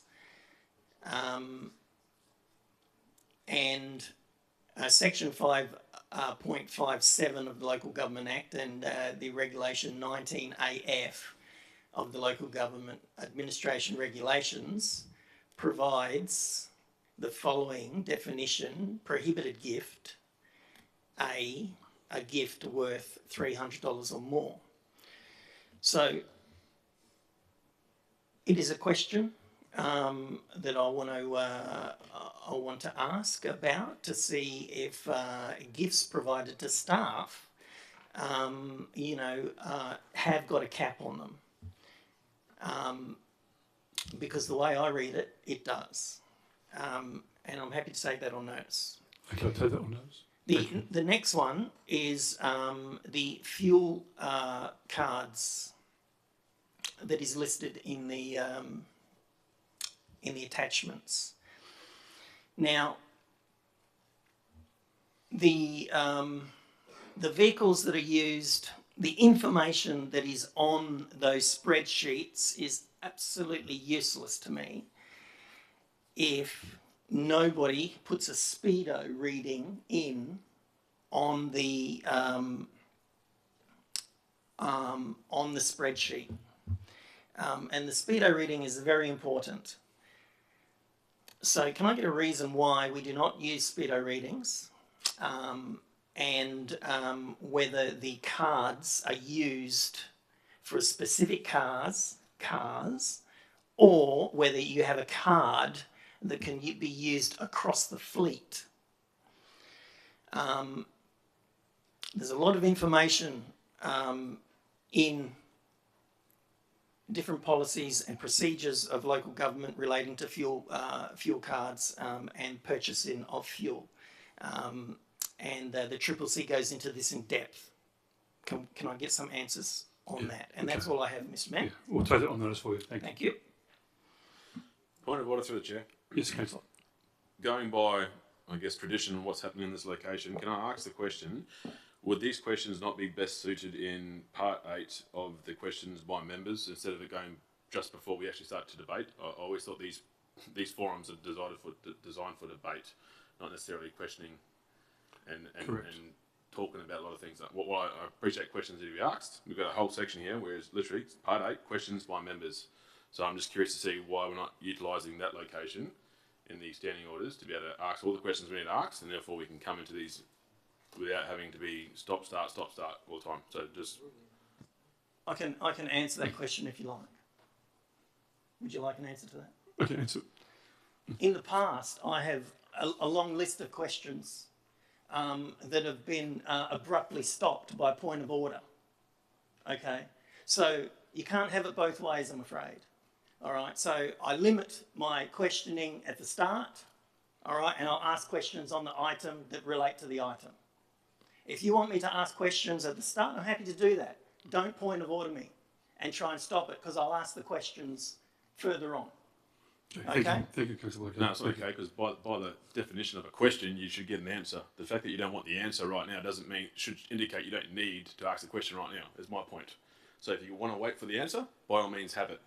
If you don't want the answer, then why would you ask the question in the first place if you can get it answered? Because I want a proper answer. It's not for debate. Okay, thank you. Let's move on. Thank you. Okay.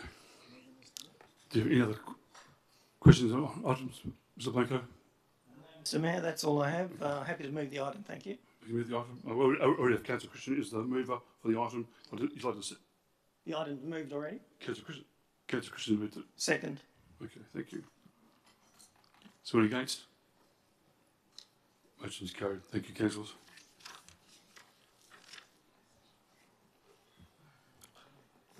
Top of 1.2.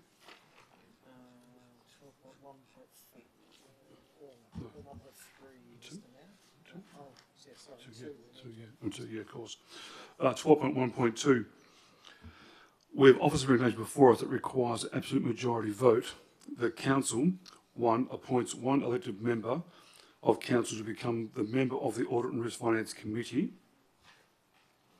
And 2, in the event the new elected member Audit and Risk Finance Committee was previous a proxy, appoint up to 2 elected members of council to become proxies, members of the Audit and Risk Finance Committee. Can I have an elected member who'd like to be on that meeting, please?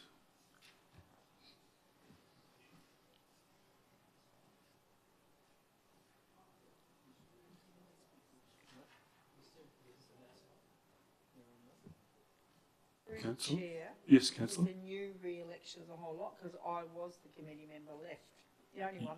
No, Councillor, there's yourself and Councillor Christensen are already on that committee. Yes. We're seeking a third member. Third member, yeah.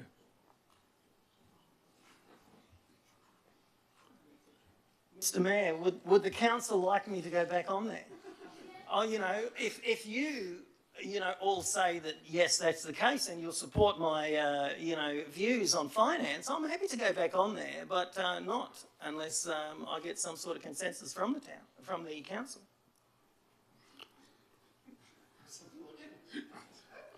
Do you have any other councillors who would like to be on that list?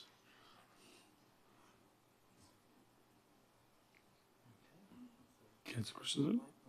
Oh. Hey.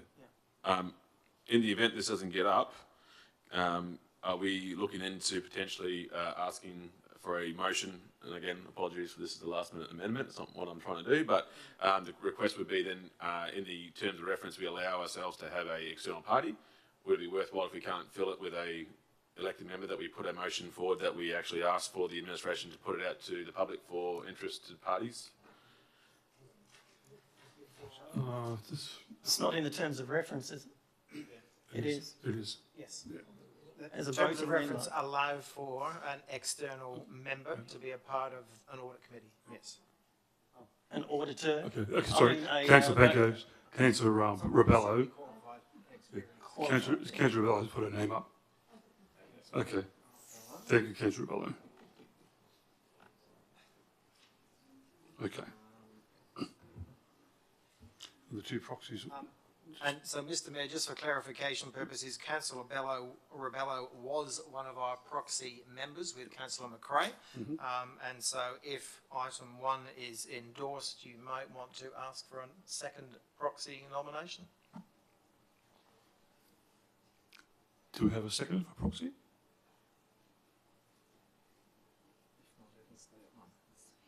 Okay, we'll leave it at 1. We'll leave it at 1. See you. Okay, leave it at 1. Okay, that's fine. Okay, can we move with that, please? Thank you, Councillor Christensen. Seconder. Thank you, Councillor Butson. Do you want to against the motion? Motion is carried. Thank you, councillors. That was on block. 12.3. 12.1.3. That was taken out. Taken out, yeah. Okay. 12.1.3. The 2023-24 UV rating. We have an office recognised before us that requires a simple majority vote. That council authorise the CEO to make application to the State Administrative Tribunal to squash the Town of Port Hedland's 2023-2024 UV rating in the dollar amounts. Can I have a mover, please? Thank you, Councillor Rentz. And the seconder, Councillor Christensen. Thank you. Is anyone against the motion? Okay, Councillor Christensen. Councillor Rentz. Thank you, Mr Mayor. I'm all for getting this one up. I think it's a bit of a no-brainer. We'll be doing a bit of our ratepayers and our community a bit of a disservice by not making this change. I mean, $691,418. It's a fair bit of money, sort of, to be throwing back to the miners by not doing it. I'm willing to hear what everyone else has to say, and then I'll sum up at the end. Thank you very much. Thank you, Councillor Rentz. Councillor Christensen. I think the report speaks for itself. Again, looking into these sort of audits and also these sort of reports and how all this goes about during our budget time, you can easily see why mistakes are made. So clearly just a slip of the pen or tap of a keyboard in the wrong direction. And again, we're being open and transparent, open and honest in saying that we are going to, write or authorise the CEO to make the application to the SAT and see what they determine and see where they come from it. So again, supportive to write to them, see where they come with it, and I guess we'll have to wait and see what their determination and what their findings are, and then present from there. So other than that, happy to sit here and listen to everyone else's debate. Thank you. Okay, thank you, Councillor Christensen. Is anyone against that motion? Councillor Blanco. Thank you, Mr Mayor. I say leave it as it is and adjust it in the half-yearly review. The report says that this is a significant decision, and I disagree. Based on the amount suggested, and it equals less than 1% of our total revenue. So each year for the past few years, we've been rolling over millions of dollars that we haven't used in unspent money, whether it be because we haven't done the projects or, we haven't put the tenders out, whatever it may be. Obviously, we didn't need that 600 grand in the 23-24 budget. So this is not the budget that we have just approved. This is last year's budget. So this information is well over 12 months old. Okay, so I didn't get any of that from the first two speakers.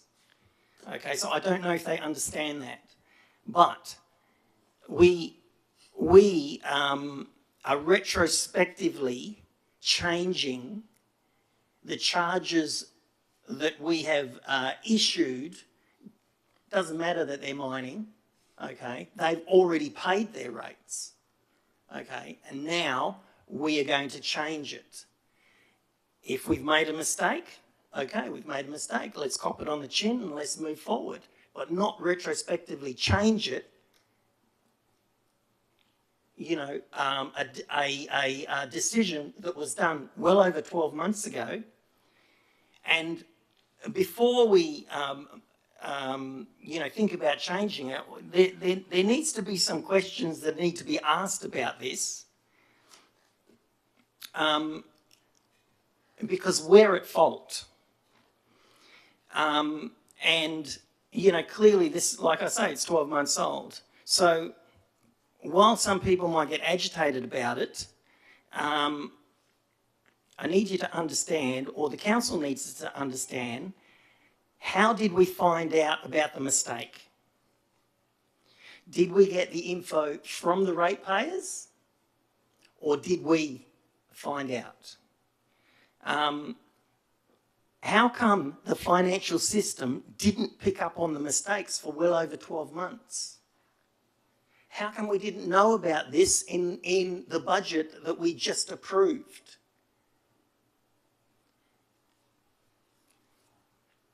Why was the council not informed as soon as the administration knew?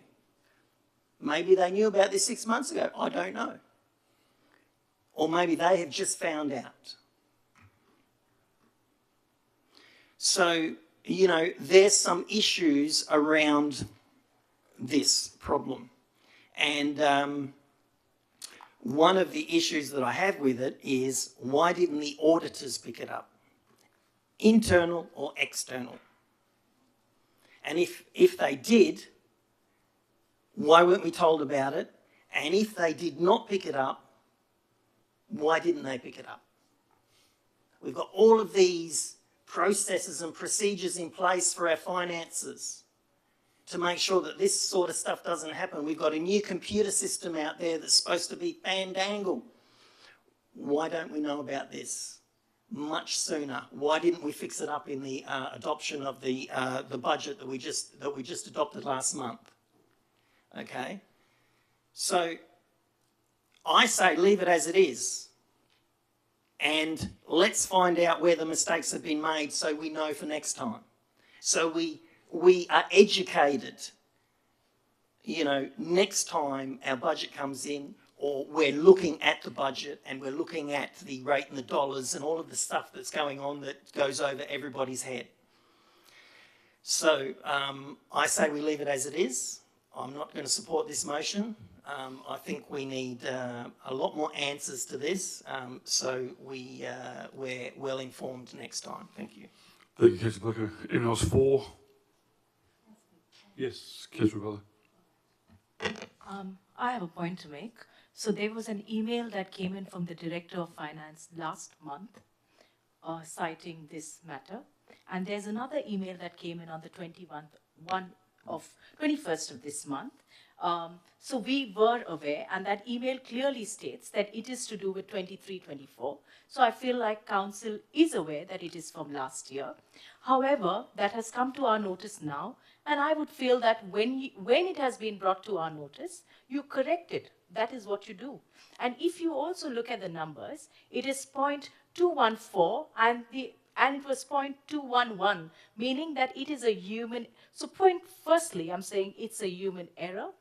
And secondly, when you note it, when you've noticed it, and when you know that there is that, that mistake made, it is then our responsibility to correct it. And I would also say there is a sort of reputational damage if you don't correct it when you get to know it. There's no point, once you know it, of holding on to that for the next 6 months. Thank you. Thank you, Councillor Bello. Anyone else against? Yes, Councillor. I want to reiterate what Councillor Blanco said earlier. While I feel sick in my stomach to think of giving up $691,000 to the big miners of the town, I also am acutely aware that we are being scrutinised very closely by the SAT and the local government department. And again, just not understanding the process well. And I think it's been discussed that, this is sort of a common way to fix a problem if it's happened in the past. But retrospectively voting for something that, a mistake that's been made a couple of years ago and then changing it 12, 13, 14 months later, it's kind of like, and I don't want to be the one that keeps harping on about COVID, but so many times I saw in the last 5 years in this country where the government would make laws and they would do it retrospectively, and they would say something you did 4 years ago that wasn't illegal at the time is now illegal. And changing things retrospectively kind of brings our integrity into question. Are we trying to cover up our mistakes and you know, by showing that we made a mistake in the past, and we're just gonna, you know, of course I know it's got to go through the SAT and it's got to go through some sort of tribunal to see if that's the done thing. I question the integrity of how it will appear, how our integrity will appear to those who are scrutinising us at every step of the way right now, and saying, oh look, they've made a balls up, and it's not balls up to the average Joe, it's to the big miners. Now I don't know, as Milo mentioned, I don't know who brought this to the attention, how it was discovered. There's just some information I don't understand. Of course, again, I say I feel sick to my stomach to think about giving $691,000 back to industry, but the fact that if it was brought to our attention via industry, I don't know, I assume maybe it wasn't, but it was brought to our attention via industry and they would come and say, no, we're going to take you for this. You signed off on it, you did it.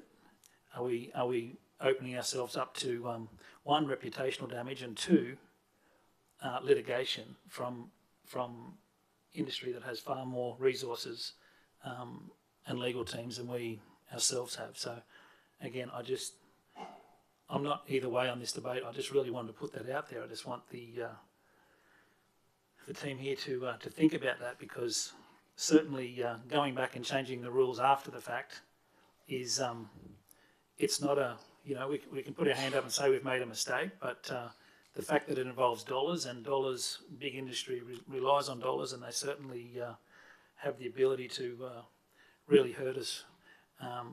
You know, we often go to industry chasing dollars, and at the same time we're saying, oh, by the way, we overcharged you last year, or we undercharged you and you're going to pay, however it works, however the refund goes. How does that look to us if we're like not taking it on the chin and not you know, not owning up to our mistakes and saying, well, we ballsed up and you know, we make it up next year, we up their rates next year, what do we have to do? But it doesn't sit well with me that while we're being scrutinised, that our integrity could be brought into question for us trying to go back and, you know, retrospectively change our mistakes from a year earlier. Thank you, Councillor McRae.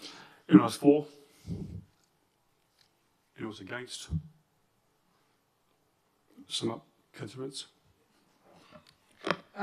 Thank you, everyone. There's very good points there to bring up and have a think about. Just a couple of points off the top. No matter sort of which way this vote goes, we're ultimately admitting that there was a mistake made. So whether we do it or not, we've identified it and it's out there, and the scrutinisation from the department and everyone, it's going to be there regardless. On the fact of whether it's the right or wrong thing, and whether we're going to be up for legal battles down the road by retrospectively changing something, I'd like to point out in the report there that it says that the Department of Local Government advised that there are existing provisions within the Local Government Act to correct a typing error in the council resolution. So we can do it. It's been done before, and if anything, it's, while I do sort of agree with Councillor Blanco on how this didn't get picked up in audits and earlier, and why it took so long. I'm sure there are very simple answers for that, but I do agree at face value. I just think that you know, trust has been quite a hot topic around the council at the moment, and transparency and everything. We know we're trying to do better, as we will discuss later on in the agenda. And I don't know if there's any better sort of example from an organisation to show that trust and to put their hand up and have the guts to say that they have made a mistake. A simple, unnoticed keystroke that 99% of people here and probably watching online have done before and gone unnoticed. And the fact that we've brought it up and we are trying to do the right thing in all of the right ways. Either way you look at it, we're owning up to it, whether we quash it or whether we own it and take it on the chin. I just think that this option is the best option to go forward because we are doing the right thing and it was picked up nicely. And as I said, I commend the team for, especially in the sort of current recent climate of the council, for having the guts to step up and make it well known and make it so broadly available for the information and everything on it. So I'd say that we'd be doing a sort of a great disjustice just to the ratepayers for no reason, while it isn't a great amount of dollars, but there's no reason not to support this. We'll take it to a vote. Thank you. Okay, thank you, Councillor Rents. Now put it to the vote. All those in favour?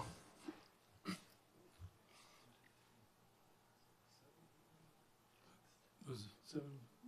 1, 2, 3, 4, 5. 7 is against. 2. Motion is carried. Thank you, councillors.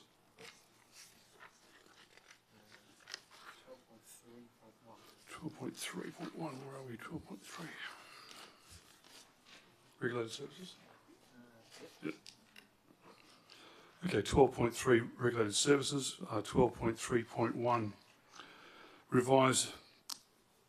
revisement of the business plan for the major land transaction Kingford Smith Business Park Stage 2.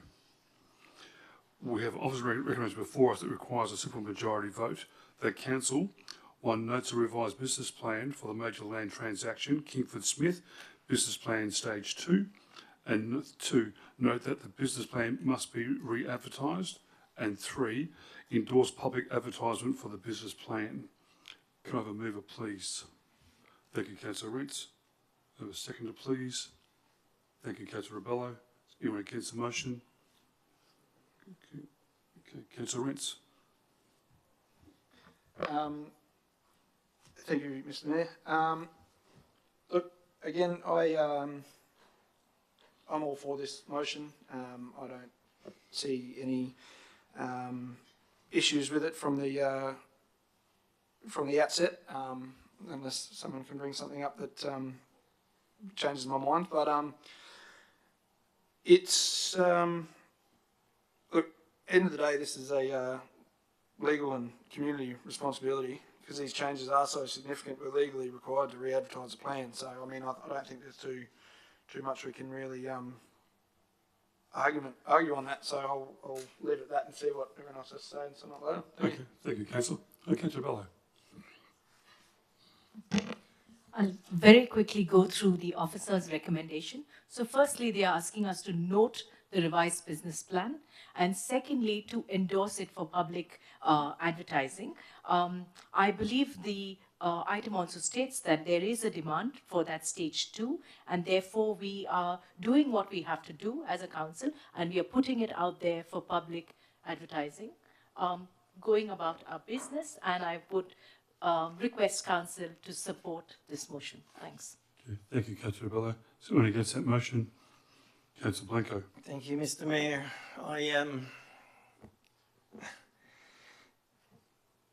It's interesting that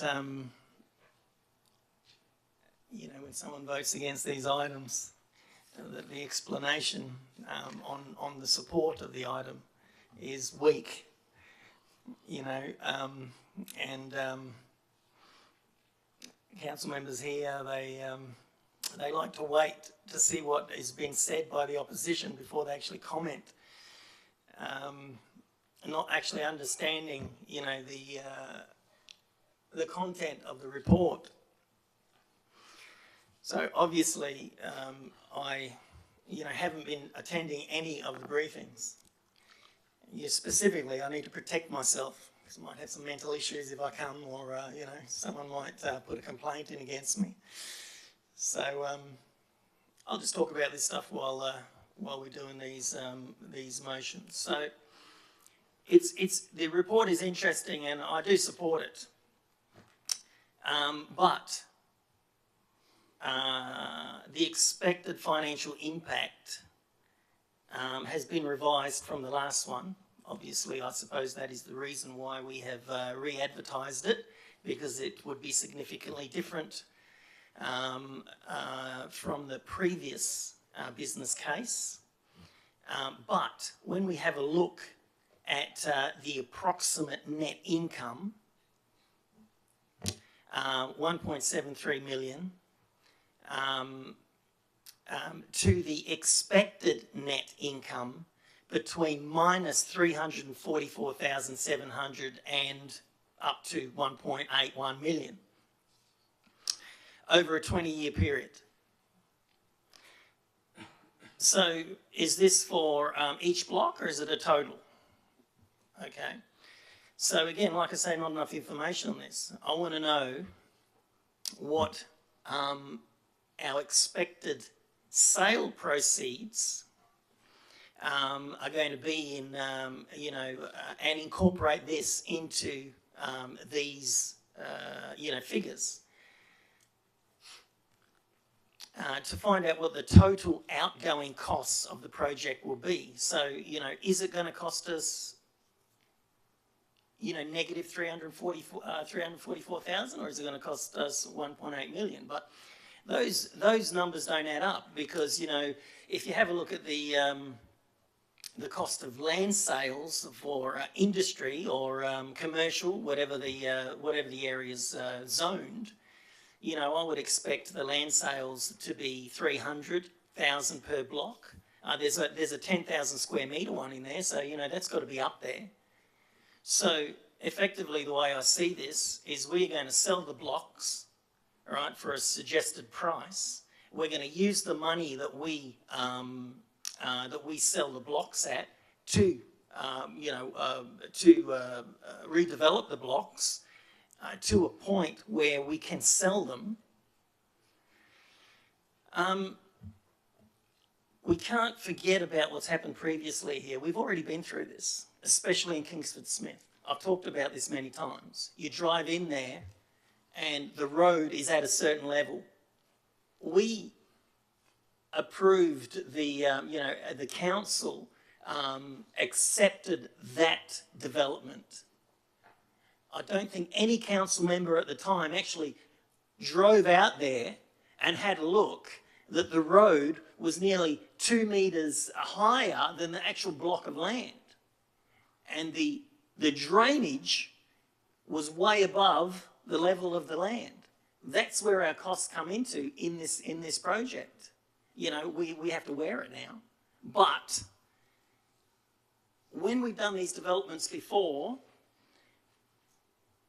the council has approved the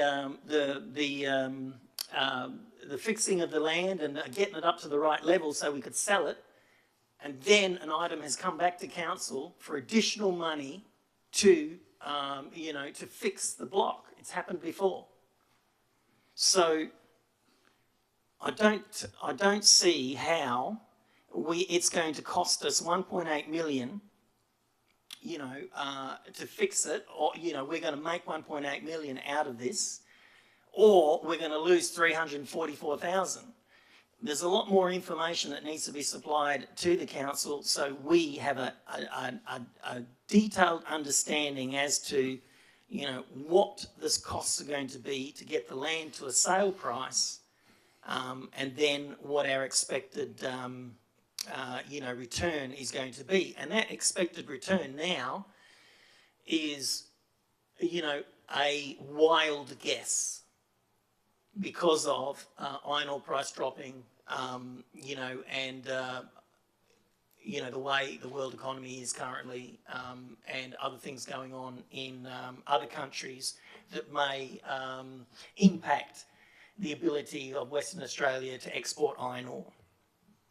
So we need to be aware of that, and we need to know moving forward what these costs are going to be, and we need to be absolutely clear because, again, this is ratepayers' money. Thanks. Thank you, Councillor Blanco. Anyone else for the motion? Anyone else against? Councillor McRae. Again, to reiterate what Councillor Blanco just discussed, being in earthworks myself and in subdivision development, I've done quite a lot of that.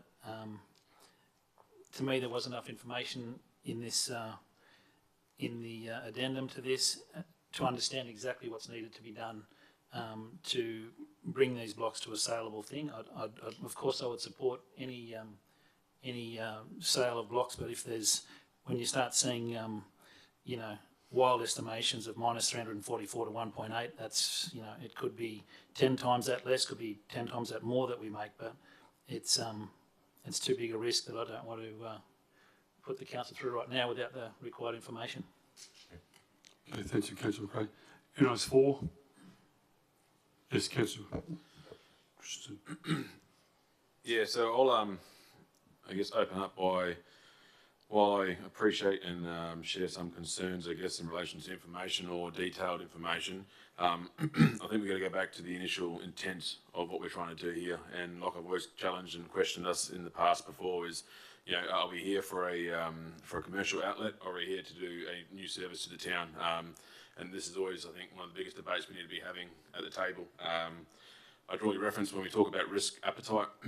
I think, you know, in the last 3 years that I've been on council, we've thrown nearly $2 million at a building location being the Yacht Club location. Now, when you look at the potential income we're going to get from here, whether it be negative 300,000 or whether it be positive 1.5, when you compare that to the, I guess, the risk profile for what we get from the Yacht Club, it doesn't really stack up in my mind that there's so much of a risk that we have to be scared for. So first and foremost, while I appreciate everyone has their doubts and their concerns, I've said it a few times now, I highly recommend that these sort of questions and these sort of, I guess, issues are raised in a forum that we have available to us, if not in person, via email. Right now, my suggestion would be that, again, if you're that concerned, this is going out to public advertising. You're going to have a substantial amount of time for that to come back and for that time frame to be seen. I'd love to see some emails coming through to really question and challenge some areas of your concern so we can actually get to that point. You know, at any point in time, council can decide at any point in time to stop this in its tracks if we come up with some information that's a bit concerning, for lack of a better word. So, again, I'm interested to see where council sit on this matter and think, you know, are we here for a commercial gain, or are we here for a service gain to the community? Is my first question, because therefore our measurement point will be different. So something that hasn't really been discussed in many of our forums that we've had. So I'm always interested to have that conversation. And anyone who hasn't had a debate yet, I'm interested to see where you stand in that position as well. So I'll leave it there. Thanks, Mr. Mayor. Okay, thank you, Councillor Christensen. Anyone else against? Anyone else for? Councillor Rins, please. Thank you, Mr. Mayor. I'd like to kick it off by thanking Councillor Blanco for the feedback on my debate stances leading into it. I'll take that on board and try and be better. Thank you. Yeah, look, going back to what I was saying before about trust and transparency, essentially what we're discussing here is the fact of endorsing the revised business plan, and we need to re-advertise that to let the public know that what we originally set out to do and achieve is going to be different, judging off our updated information. You know, the significant financial shift, you know, we originally expected to make about 1.76 million, but after the engineering assessments, the outlook now ranges from possible loss of, you know, 344,000 as stated, to a gain of 1.8 million over the 20 years. You know, that's a big change, and while I do agree that that is a very, very large area to sort of specify what it's going to be, it's a very wide net, but as it's been said before, and it will be said again, there is no crystal ball in any of this, and the fact of the matter is that there's always going to be unforeseen costs, especially in the current climate that we're in, with the economy and building prices and whatnot. I'd like to sort of point out as well that while we can't sort of drill down on what it would be and why we can't say what we're going to make of it, it is stated in the report and that it's in the Local Government Act that the Local Government Act is required to dispose of a property to the highest bidder at a public auction or a person who, at public tender called by the local government, makes what is, in the opinion of the local government, the most acceptable tender, whether the highest or not. So the way I read that and the way I've understood it coming into it is that we can't sit there and put a price on it here and now today for when we go to sell it in whenever it might be sold, and get what we want for it. So those financials will fluctuate quite a lot, and we just need to just keep in mind that, as I said, this is just to say that go back to the community and re-advertise it that when this was drawn up and what we expected may not happen. So just be aware of it, and we're aware of it, so that if it does happen and it comes in under, we're not being held too much to account of being asked questions as to, well, why didn't this turn out like it should have? Why didn't we get the $1.8 million that you promised? We can stand back and say, well, we did notice, and that's why we changed it to agreed, such a big net. But again, we don't have a crystal ball. So again, I'll go back to it that it is comes down to a legal and community responsibility because the changes are so significant. We need to re-advertise it and note it. And while I do agree with Councillor Blanco on some of the issues as far as the block lands and everything go out there, that isn't what we're discussing right now and should be dealt with at a different time. Thank you. We'll take it to a vote, I guess. Okay. Thank you, Councillor Rents. Okay, now put it to the vote. All those in favour? 1-0. Thank you, councillors.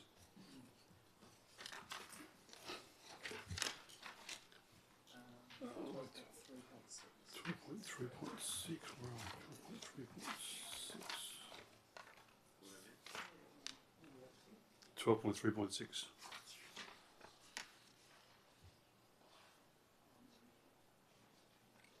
This is what Councillor Bello has on.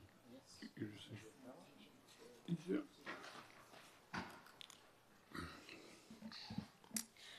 With regards to item 12.3.6, I would like to declare impartiality. So with regard to this item, which is 12.3.6, response to WAPC for proposed Seafarer Centre, I disclose that I have an impartiality interest, and that is because my husband works for Pilbara Ports. So Pilbara Ports, through its subsidiary HMI, is involved in this process. So although there is no direct sort of involvement, and also it is a WAPC matter, but I would still like to declare impartiality. So as a consequence, there may be a perception that my impartiality on the matter may be affected. I declare that I will consider this matter on its merits and vote accordingly. Thank you, Councillor Bello. Okay, 12.3.6, response to West Australian Planning Commission, WAPC, proposed Seafarer Centre at number 3 Richardson Street, Port Hedland. We have office record before us that requires a simple majority vote. The Council advised that WAPC that it resolves it to approve the development on Lot 4, number 3 Richardson Street, Port Hedland, and recommends the following conditions. Advice and notes to apply to displayed on the agenda. Can I have a mover, please? Through the chair, could I put a shadow motion on this? Yes, sir. Or can I make an amendment, or do I have to do it after? For shadow motion? Yeah, for shadow motion. Yeah, what is it? I'd just like to remove condition 1 that the council require that they provide.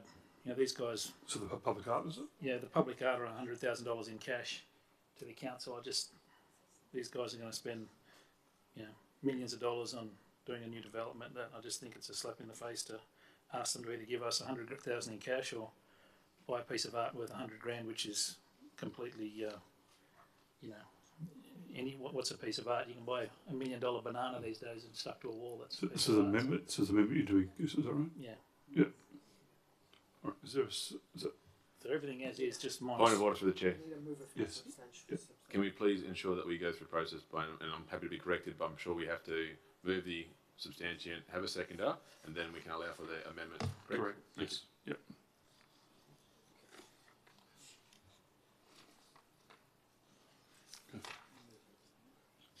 Okay. Is there a mover, please? Okay. Councillor McRae. Okay. Seconder. Councillor Burns. This is the original officer's recommendation we're going for first. Yeah. Yeah. So I have a mover, which is Councillor McRae, and second, which is Councillor Rents. Okay. Mr. Mayor, moved and second the officer's recommendation. Officer's recommendation. Correct. What did you do with his? We're coming back to that first. We're going to officer's recommendation first. Yeah, have you noted that he has requested a amendment? Well, it's not an amendment. It's an amendment. Thank you. What did you request, Councillor? I incorrectly asked for a foreshadow, but I looked for an amendment. So I thought I was moving the amended motion, but we're doing the officers. Officer's recommendation first. Correct. Yes. Yeah. So we're going to move. We're going to put mover and second on the officer's recommendation first. We'll do that Point first. of order. Yes. So again, we've done due diligence, we've done mover and a seconder. Yep. Now my stance is, I'm happy to be corrected, that we can now go through and have Councillor McRae request his amendment, and therefore we can now debate the amendment that's at hand, correct? We need a seconder for Councillor McRae's amendment to remove part 1. Yep. Okay. So Councillor McRae moved that. Is there a second to remove that? A seconder to remove the amendment. Yes, number 1, correct. I will second the amendment. Thank you. Okay. Okay, is anyone against that? Against the amendment number 1? No, we have a mover and a seconder. I want to know, is anyone against that? Against that? The amendment, just the amendment. Okay, all right. Okay. So, Councillor McRae.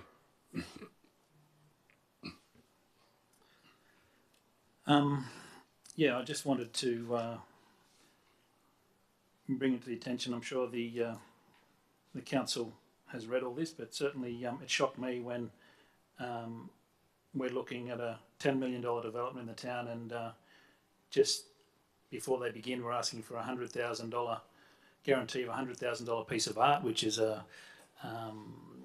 ambiguous figure. I guess it's 1%, but art is God, what's called art these days, and if they don't want to put the art in, they give us $100,000. It just reeks of some kind of racketeering or mafia behaviour, to be honest. I know it's a policy of the town, but I just it doesn't sit well with me that we would ask someone that's about to spend $10 million on the town to give us $100,000 and show they're going to spend $100,000 of art, or give us cash if they don't want to give us the art. So. Okay. Thank you, Councillor McRae. Councillor Blacko. Thank you, Mr. Mayor. Look, these guys do a good job in supporting the seafarers. Their current building there, they provide a really good service to seafarers. This plan has been in the making for quite a few years. They bought this block of land quite a while ago. As a non-for-profit group, and because they've been here a long time, I would think that the council should, be a bit lenient with them, in relation to our policies, and try and, create a situation that, reduces their costs as much as we can, so we can get this development off the line, and they can. They can get on with building it. They're investing a significant amount, into the town, and into a area of our town that is dying.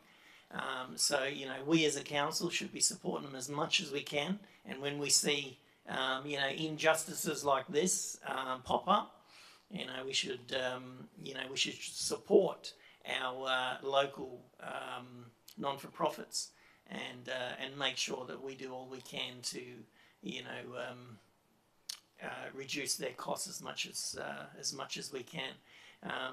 You know, it's taken them a lot of work to get all of the funding together, and I think we should support them. So that's all I have to say. I think you know, we should be removing number 1. I think it'd be a good thing for council to do it. Okay, thank you, So, Councillor Blanco. thanks. Thank you. Is it against? Councillor Rents, you up first. Yeah, thank you. I just wanted to point out that as Councillor McRae said, that it is a part of the LPP04 public art policy, the local planning policy, that they shall set aside a minimum of 1%. So it's not sort of a arbitrary fee. It's in policy. I don't know when that got brought up or who brought it in. Look, I think it's more than fair and just. While we should be supporting our local non-for-profits and that as we say, we also know that we need as much help as we can get in the town, whether it be in public art, because we are spending our own money on public art. We've got budget items for it, we've got a big push for it, and we've got the workshops coming up to understand the public art and everything. So to have that supplement that would be good. It is, you know, quite a sum of money for a majority of people, but for a $10 million project, I think it can be factored in. So I say we leave it in, and then we move on with the original motion. Thank you. Okay, thank you, Councillor Rents. Anyone else for? Anyone else against? Yes, Councillor Christensen. Very similar lines. Won't talk too long about the actual it being a public one of our policies. I think I'm more concerned around making ad hoc decisions at a council meeting that could contradict established and well thought through documents. I always say that these sort of motions are my kryptonite as I sit up all night with a Google and thesaurus trying to understand half the things that are written in this, as is the world that is the planning world. So thank you very much for my sleepless nights. But all jokes aside, I think the debate and the conversation is a good one to be had. Do I believe this is the correct forum? I don't believe it is. I'm happy to hear out any councillor and their concerns in relation to any of our policies or procedures that we have in place. But again, I would encourage those councillors that are deeming this to be inadequate to maybe bring the conversation up a bit earlier so we can, I guess, challenge or look through council's position on that policy a bit deeper. One thing I did want to highlight on, although yes, it looks like a large sum of money, and I'll be the first to admit when I very first came onto council, I had not a single art bone to my body, nor did I really care much for it. I've made a concerted effort to re-educate myself and embrace the art sort of culture and the world of the art world. I do see some uplift that they could provide themselves in relation to what art, like you hit on, you know, art is so subjective these days, and you know, there's ideas there where they, you know, shading and things for their workers could be turned into artwork. So by rights, they could actually value add to their own building and value add to their own workers through the installation of artwork, etc. So I think it's not just purely just like the old school art, which is put a, you know, painting on the wall and she'll be right. I think it's a bit more in depth to that. So I'm not supportive currently of this. Again, just from the fact that it's last minute, I think it'll be setting a pretty dangerous precedent, considering the fact even our own projects factor this into when we are talking our own projects as well. So I think it's yes, again, it's another additional cost to an already inflated cost market when building, but I think right now it's put in a location and it's in their control to be able to do what they will with it. So I guess the last one I will touch on is this is just a recommendation that goes to a bigger board who will fundamentally have the final say, and we've seen how many times decisions can be changed after the fact, no matter how hard we push for it. So so personally I'd like to see this stay in, as it represents what we as a council have already approved and stand by. So I'll leave my debate there, and thanks everyone else for the debate. Right. Thank you, Councillor Christensen. Anyone else for? Anyone else against? Yep. Yep. No, Councillor Turner? I'll speak against. I really love the colourful language around mafia-like and racketeering and things like that. I'm not sure that's particularly helpful given the current focus that we have as a council. But I do understand the sentiment. I think touching on some of Ash's comments, I think we have to be very careful about setting a precedence. That this is ad hoc. I would say, and it often goes unappreciated, that the art and certainly the public art that we have around Headland is very distinctive. 100,000 is a lot of money, but I don't think we should be throwing it away, because that's an investment in the amenity that lifts the town. So I think, I would be hopeful that through this development, that whole area is really uplifted and it's integrated into the narrative of what is Port Hedland and the seafarers and everything else. Now,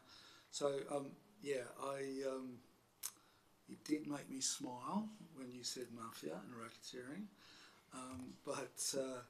Look, I think this goes to identity, and it builds on our identity, and it's then integrated into those strategic policies and plans that we have. So I think, let's not lose focus on that, and we need that consistency of approach. So that's my position. Okay, thank you, Councillor Turner. Anyone else against? Anyone? Do you want to speak? No? Yeah. Okay. Thank you, Councillor Bella. Just adding on to, a lot has been said, just adding on to that, in this case, the state government has committed 13.5 million towards this project. So we keep saying state government does not, is not supporting, but in this case, state government has supported this centre, and this will be delivered. And in this case, I feel like at the end of the day, WAPC decides, but we make that recommendation, and that place looks good for the future. So that's just the point I have to make. Thanks. Okay, thank you, Councillor Bello. Okay, Councillor Rynch, sum up, please. Oh, sorry. Oh, Adrian, sorry, it was Adrian, sorry. Yeah, sorry. Yeah, sorry. Yeah. Okay. Thank you for the debate and interesting points, and certainly I concur. I think it's ad hoc, and I mean, as you all know, the briefing session for this meeting wasn't, none of this was discussed because obviously there's a lot of people not there, so that's why it was brought up in this forum. But going back, I do respect the Port Hedland local planning policy. I know there's been thought and everything put into that.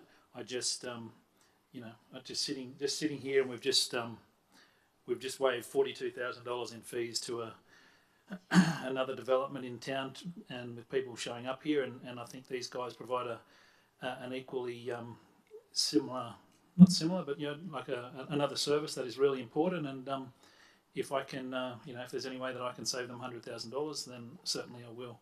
So it's, I just find it, even though, despite the policy stuff, I just find it somewhat hypocritical that we can give one group, when they come in here, 42,000, and then we say to another, no, you got to give us 100,000, and if you don't give us the art, give us the cash.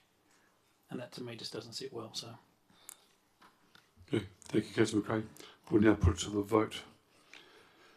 All those in favour of the amendment? 3. Was against? Motion is lost. Thank you, councillors. Back to the original motion. Yep. You have a mover in it. We'll have a mover. Was it Councillor? Councillor McRae moved, Councillor Arentz seconded. That's correct. Okay. Is anyone against? Okay. Okay, Councillor Arentz. Councillor McRae. Oh, McRae, sorry. Yeah. Okay, yeah. Yes. I wrote it down the wrong way. Yeah. Councillor McRae. Yeah, look, I think it's going to be a great development. I really, I'm excited for it, and I'm fully supportive of it. Obviously, council doesn't agree that I think we take that piece out, but yeah, look, I am looking forward to hear the debate and hear the opposing views, and yeah, I'll sum up at the end. Okay. Councillor Rents. Thank you, Mr. Mayor. Yeah, I'm the same. I'm all for it. It's the plans look amazing. Looks like a beautiful building. And they've done very well to sort of get that into the location that it's going to be in. I think it's going to be a great addition to that end of town, and be for a good use. I'm liking the landscaping plan that's been put together. The overall design of it is just is great. Again, back on the public art requirement, I think it is a good chance for us to get our bite of the pie as such. And again, we do waive fees and this and that, but as I say, this comes back to a policy that we've put in and most likely held other developers to account to. So I just feel like we'd be opening ourselves up for questions later on down the track if we were to waive it. I'm all for this getting up and seeing it come to fruition. It'd be good. Thank you very much. Okay, thank you, Councillor Reds. Anyone against? Councillor Blanco. Thank you, Mr. Mayor. I think the intense debate on this might have changed my mind to support it. But while I consider, I'll just state that the original motion to object to the to the 100,000 is a legitimate thing that council members should do if they feel the need to. And the reason for it is, it's not law that this happens. This is a planning policy, okay? And the planning laws within the DAP, that the DAP or the Development Assessment Panel will look at this based on the actual planning rules, okay?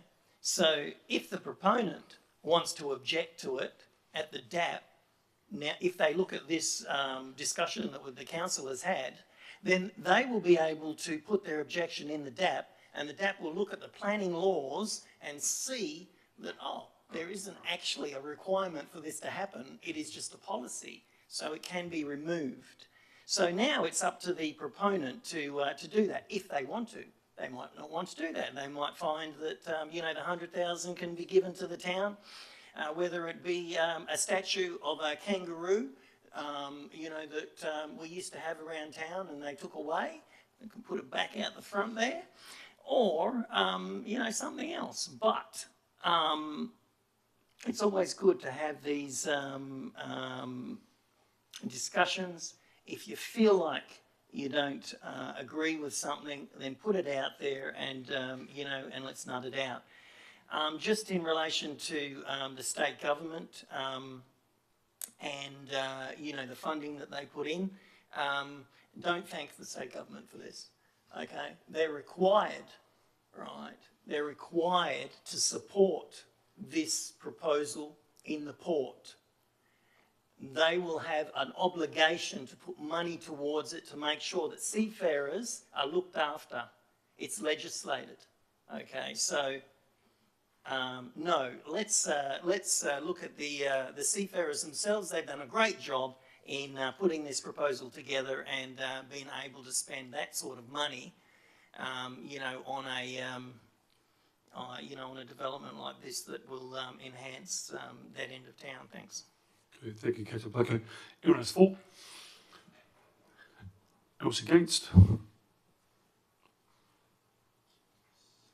Okay, sum up. Councillor Gray. Sounds like a tough one to get over the line, but yeah, I think it's. I'm looking forward to this development. I think it's plans look amazing, and it does look like it's going to be a beautiful building. And I don't think probably anything more I say is going to change anyone's mind. So, go to vote. Okay, thank you.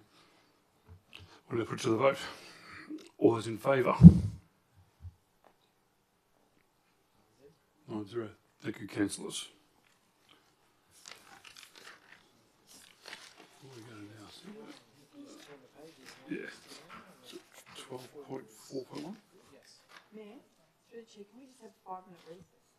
Yeah, sure. You want a 5-minute recess? Okay, yes, we'll have a 5-minute recess. 8:15.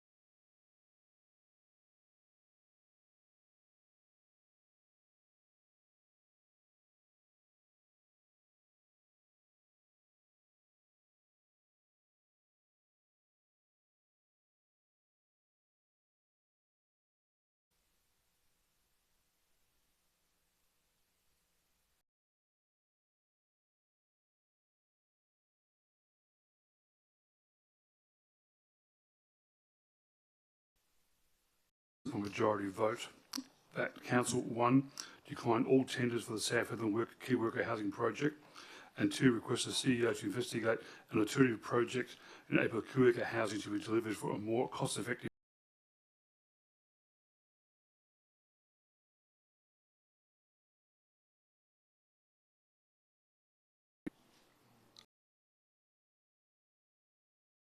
Is there a second to move point 2? Take it as a foreshadow motion. Okay. Then Councillor McRae seconded it. Yeah, Councillor McRae, he seconded it. Yeah. Is there anyone against? Yeah. Point of order for the chair. Yes. Are we moving the officer's recommendation first, then getting a second, and then going to an alternative motion? Because last time I checked, how can you have an alternative motion to a motion that's not even... Mr Mayor, I'll move the officer's recommendation with an amendment to remove 2. So again, point of order then. You can't amend a motion unless you have a mover and a seconder. I have to be corrected. We already have a mover and a seconder for the substantive motion. My understanding is, Councillor Blanco, you've foreshadowed an alternate motion to remove part 2. No, I've never mentioned anything about foreshadowed motions, Mr Mayor. I will move the officer's recommendation with an amendment to remove 2. We've already got. Or I'll withdraw. You withdraw that motion? The moving, hang on, let me think about this. We have a mover and a seconder. Correct. Where are we going now with that, Mr Mayor? It was against that motion. The motion was, the intent of the motion was to move the motion with the removal of 2. If the seconder agrees to that, then I don't see an issue with moving ahead with that request. Councillor McRae seconded. Are they aware that they've seconded and moved the original officer's recommendation? My question then. Are both those members aware that they're suggesting you've moved the officer's recommendation and seconded the officer's recommendation? I'm assuming you've requested a second, the amendment, and you've moved the amendment. So again,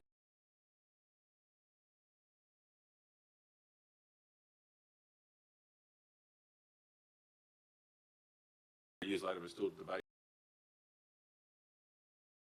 Records show that Councillor Christensen has moved the officer recommendation. Councillor McRae has seconded the officer recommendation.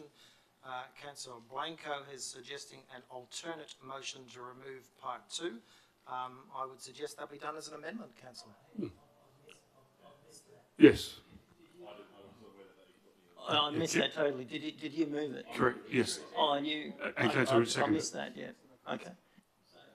In that being the case, then. You're going to withdraw? Yeah, obviously, but I want to put an alternate,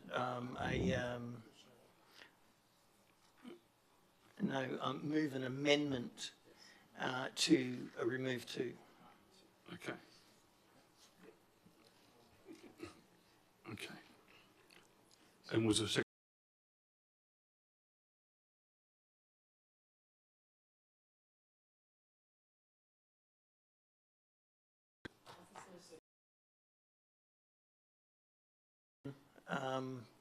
We have a mover. A mover and a seconder. The seconder is? Yeah, Councillor McRae. Yep. Okay. On the officer's recommendation. I've moved an amendment. Yep. Is Councillor McRae allowed to second the amendment, considering he has seconded the, yes? Yes. Okay. Yeah. Is that, okay, right. It's an amendment. Yep. Because anyone against the amendment? Yeah. Okay. Okay. Councillor Blanco. Thank you, Mr Mayor. Council understands my objection to this. I don't agree that we should be investing ratepayers' money into a project like this. The state government is responsible for key workers police, nurses, teachers, government department workers, whatever. The state government is responsible for social housing. They're responsible for providing housing.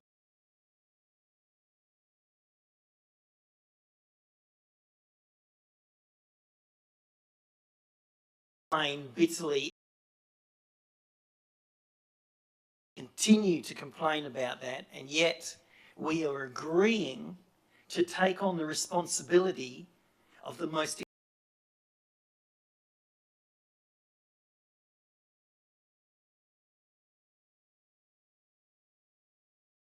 developed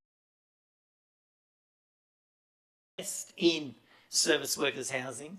And we should also keep in mind that the previous government invested in service workers housing in Port Hedland, and they invested quite a bit of money.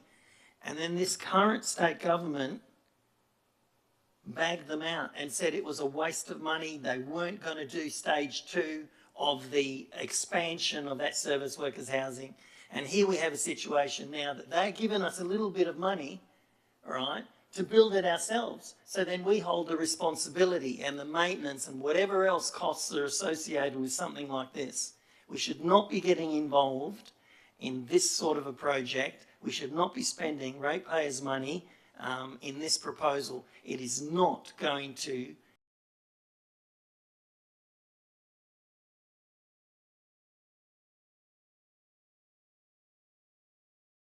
that we have. State and federal governments with their responsibility around around housing. I just I don't want to see any more of our ratepayers' money spent on, you know, housing projects that, you know, invariably blow out in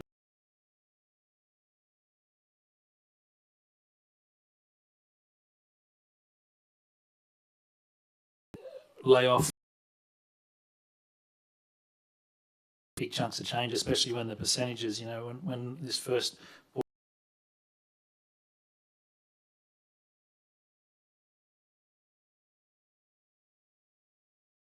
paying a much higher percentage. We do need housing badly, I understand that, but it should be, we just need to work harder on the state and federal governments. Okay, thank you, Councillor McRae. Councillor Christensen. Rightio. So again, being this is the amendment debate, I'm just going to try and focus my efforts in relation to the removal or keeping of section 2 and reframe my other debate for later on down the track. I guess the important factor of the having item number 2 into this motion and keeping it in place is that we've identified that the current and existing current business case isn't going to, for lack of a better word, add up. So I think it's onus on us to, we've instigated a project, we've lobbied state, federal and local governments. We've asked our advocacy partners to go and advocate on our behalf in relation to this project. So in my opinion, to up and just completely leave this project altogether would be doing a disservice to all the work that we've put into it to start with, but also to the people who would benefit from this. I agree wholeheartedly with Councillor Blanco in relation to this is not going to move the needle in relation to the housing crisis that we are facing in Hedland. But again, it's not about you know, setting up and being the white horse to save the day. This is purely about setting a standard and a market failure. You know, it's been very clear that the state government and other government bodies who are in charge of these sort of projects have dropped the ball, in my opinion. And again, I think it's always onus on the local government authorities to step in when market failure does take place. And I think you'd be hard pressed to try and win a debate saying that the market hasn't failed in this location. So my perspective would be that we should keep this in because it allows us to look into other alternative measures that are in place. Does it mean that we stage out this exact project? Does it mean we look into alternative ownership models? Does it look, we look into alternative funding models?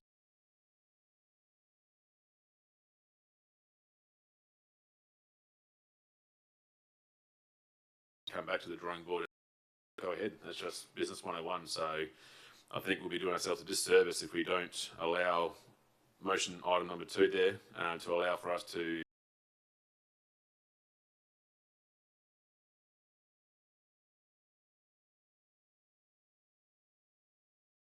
I guess, new.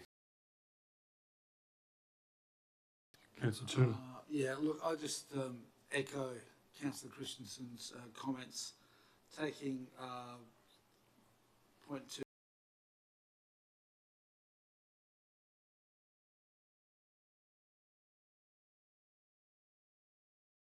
For council, the strategies that are being proposed Australia-wide. So again,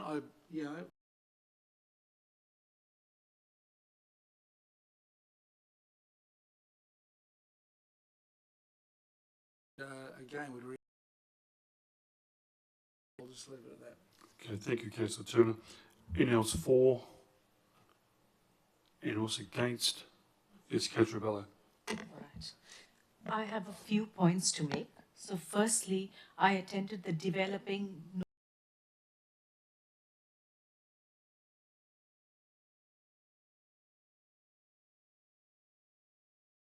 there that has said that it doesn't absolve state government from their responsibilities. I take this opportunity to call on state government to provide us with further funding. I would also like to say that this is a commitment that we have already made to our town. In that sense that we as a local government will look into key worker housing. Also then, what is the alternative if we are not doing this? We are not actually doing anything. We are then not being part of a solution. So I would urge council to be that part of the solution. Perhaps this is a good opportunity to look at what innovative solutions we can provide in that space. Could that be modular housing? So what is it in terms of innovation that we can bring to that space? Yes, it is not our responsibility directly, but we have a responsibility to this town. And the other thing is, if we wish to grow this town, then in that case, we have to make it more livable. We have to have things provided in terms of key worker housing. So let us be part of that solution.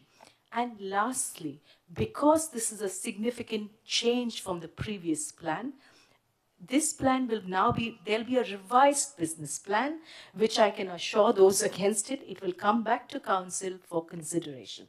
So it is not that it's going ahead, it is just that we are giving the CEO an opportunity to look at it again and to bring it back to council for consideration. So on that basis, I would urge council to go ahead and support the original officer's recommendation. Thank you. Thank you, Councillor Rubello. Anyone else against? Sorry, anyone else for? Sorry, for. Anyone else against? Councillor Rents. Thank you, Mr. Mayor. I too will just keep my debate notes just on the amendment motion. I definitely do agree wholeheartedly with the state and federal funding comments and responsibilities. My concern about removing requests, the item number 2, the number 2 section, being in debate, I have no way of getting clarifying, so I'm going to put it forward, and then hopefully maybe Councillor Blanco can add it into his sum up. But by removing number 2, section 2 there, wouldn't we be just saying that giving the option to go through with the current plan as it is, we decline all the tenders, keep the plan as it is, and then re-tender and continue? I'm a bit perplexed on that, because that's definitely not what we want to do, but the way that I see it would be that's what would be happening, because I do agree that we need to change something, and we do need housing, whether it's our responsibility or not.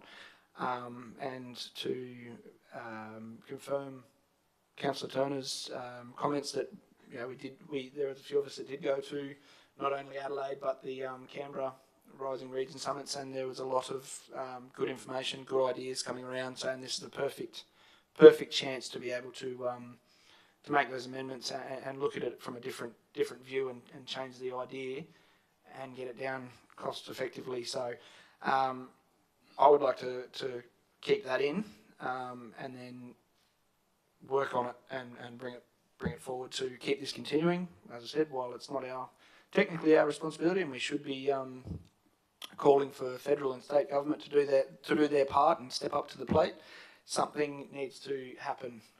And if we have to be the ones that do it, then we will be the ones that do it. Thank you. Thank you, Councillor Reynolds. Okay, anyone else for? Anyone else, Councillor? Yes, just through the chair. Yes, I was one of the ones that actually went to Canberra into the summit. Talking to a lady by the name of Natalie Bramble, who has just actually completed a 3-year project in Queensland and is meant to be coming to Port Hedland next week, who does the grant process, did explain to the CEO and us, who I introduced her to, about the big BHP pool of money and that she was going to come here and explain, if I'm corrected, in the process. So, yet we're going to, like, if it's to be removed, I want to know what advantage if it's going to be to fulfil the housing issue that we have. But also, if this lady does come this week, she actually writes professional grants and has a large pool of money out there that we actually can use for housing, which is what she's completed in Queensland. It's been very successful. So it would be really good to probably get in contact with her to see when she's coming on a decision on maybe effectively it might help us with this housing situation. I also want to reflect on a Facebook comment that the MLA, Kevin Michelle's put on that Karatha's getting 200 houses and we're not getting anything. So does anyone know? Okay, that's part of, sorry, Councillor, I think it's part of... Point of order through the chair. Yeah, it's in debate, yes, I'm sorry. Okay, that's fine. Okay, thank you, Councillor. Okay, anyone else against? Okay, now put it to the... Councillor Ballin, please. Thank you, Mr. Mayor. You're not going to get away with that too fast, I'll tell you right now. But now, I'm going to keep my comments on the actual motion to remove 2. And yes, it is Business 101. And Business 101 is don't take on a business case that loses your money, especially when it's not your responsibility in the first place. Now, here we have a situation where it's obvious to me, you know, I can see it. I can foresee the future in something like this. We're going to be setting up future councils for failure because of the intense costs that are created with proposals like this. So,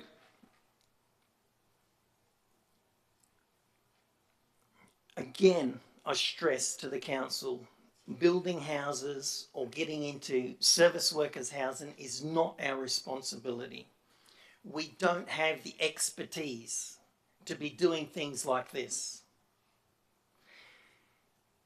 The Department of Housing, who are the experts across the state for providing these sort of housing models to anybody in any town, they don't even want to do it. So let's take their, you know, I suppose, foreseen advice. They have failed to invest in housing in Port Hedland for decades. Why have they done that? Why has the state government created a situation where they don't want to invest in housing in regional WA? It costs too much. The stresses that are put on the state budget are massive, you know, when it comes to housing. And here we are, a little local government, and we're talking about, you know, putting in 80% of the costs associated with doing something like this, even though the state government, in the Langdon report that was put out in 2018,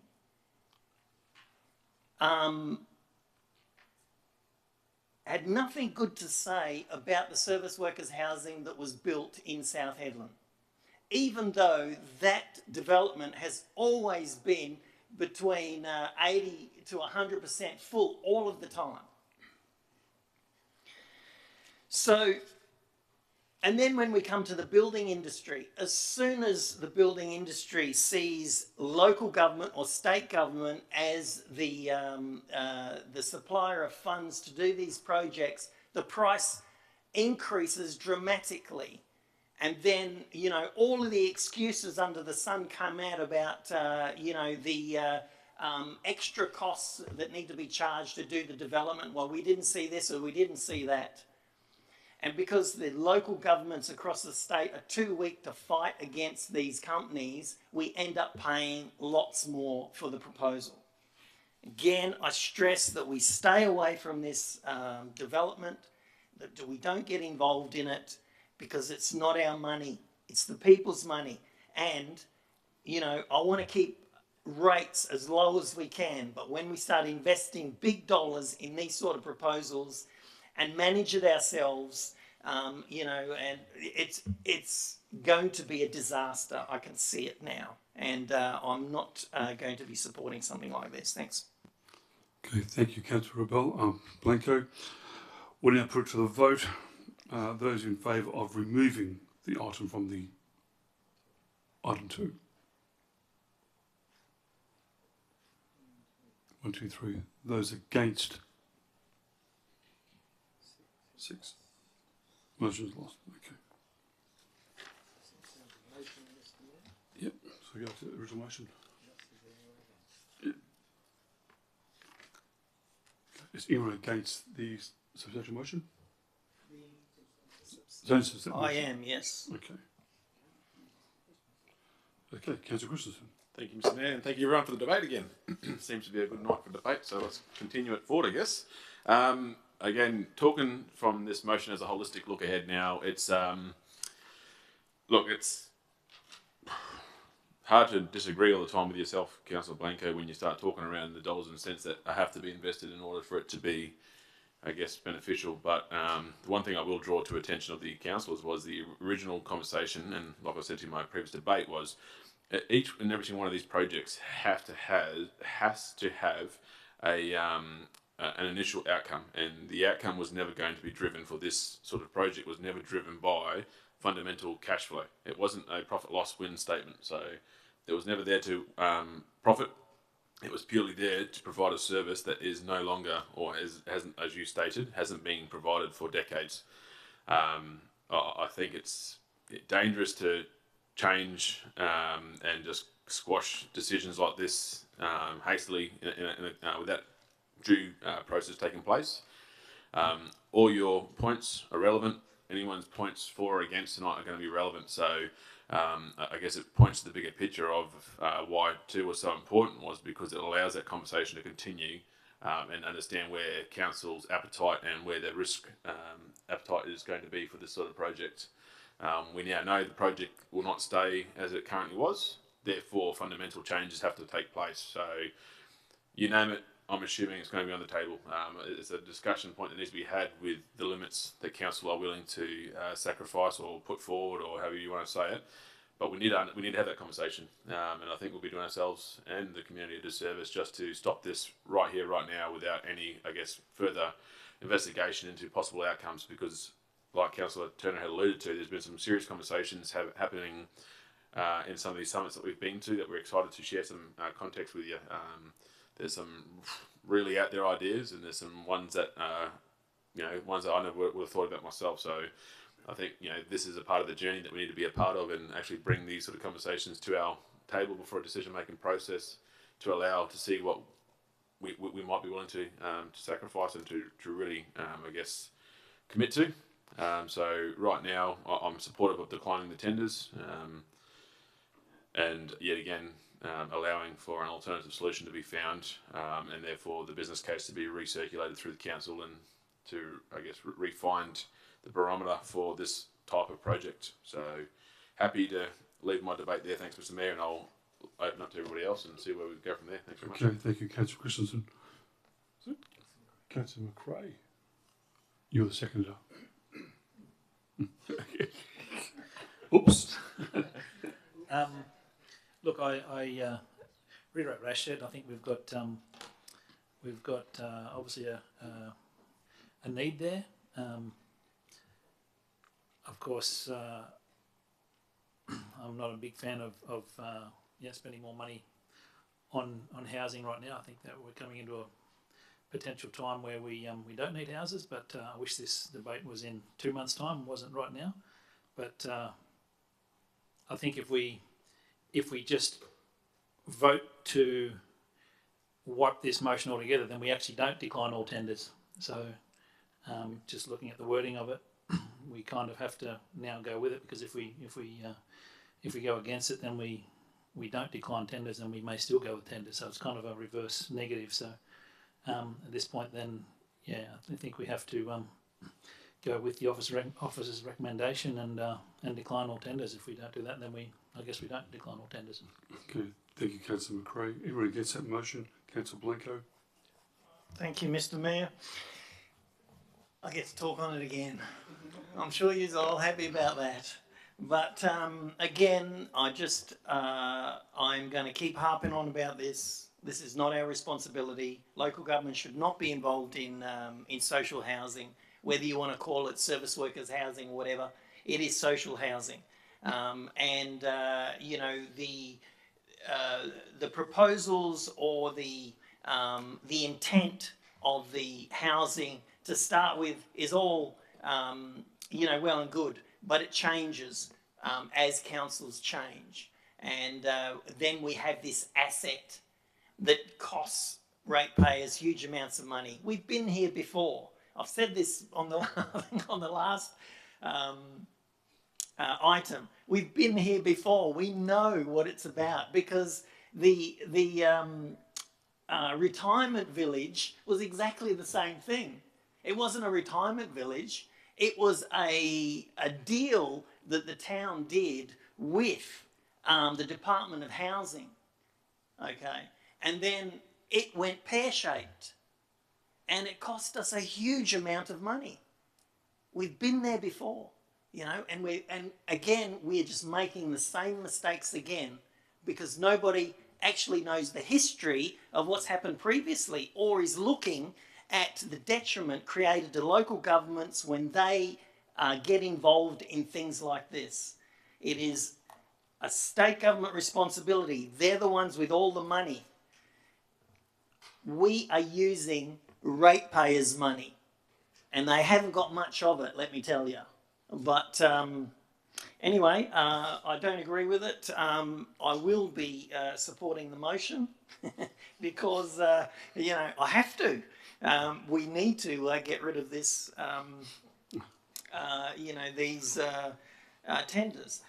And then I will have another opportunity to give it to you again about why we should not be investing in social housing. Thank you. Thank you, Councillor Blanco. Is it anyone else for? Yes, Councillor Rents. Yeah, thank you, Mr. Mayor. Again, wholeheartedly agree with all the statements been made that it shouldn't be our responsibility. It shouldn't be coming out of our back pocket and our ratepayers' back pocket. But there comes a point in time where it isn't our responsibility, but it is our town and it is our people. And if the town is suffering and the people are suffering, then something has to happen. Wholeheartedly agree that this, the current business case and plan is not the way to do it. There are many other ways to go about it that we could look into, and hopefully we can. And using what Councillor Blanco said is that we've been here before and we've been stung up. That should just be an indicator to learn from the mistakes and not make them again, and make the changes to ensure that we don't go down that same path. And as it's been said multiple times, there is lots of things going on around the country, people doing their own things and different ways of doing things. As far as you know, the argument of that we don't have the expertise and we have to manage it ourselves. Well, you know, let's look into ways of avoiding that. where we can do it, where we can facilitate it, make it happen, get it funded, have someone manage it, and then a way of passing the maintenance costs on for the years down the track onto others that will somewhat benefit from it, but have to not pay it for ourselves. So let's just facilitate it. Let's support this motion and go back to the drawing board and come up with a better option for our town and our people, because we deserve it, and at the same time be working on that the local governments and the councils should not be having to fork out this sort of money to do this, to put their own residents and own key workers in houses. So yeah, I fully support this motion. Cheers. Okay, thank you, Councillor Rents. Anyone else against? Anyone else for? Councillor Turner. Yeah, look, I am for this motion. The debates have been entertaining, and some of the rationale, positives, negatives, positives, it's sometimes hard to follow the twists and turns and the rabbit holes that define our debate. But I think, look, if you look at point one, it's decline all tenders, and I think that's a responsible thing to do. We're taking a decision, cost blowout, everything else that goes with that, I think that's a responsible thing to do. I don't disagree in terms of responsibilities and who bears costs for future housing development and build. And I would say to council that we owe it to the community to, at the very least, explore what those alternatives might be.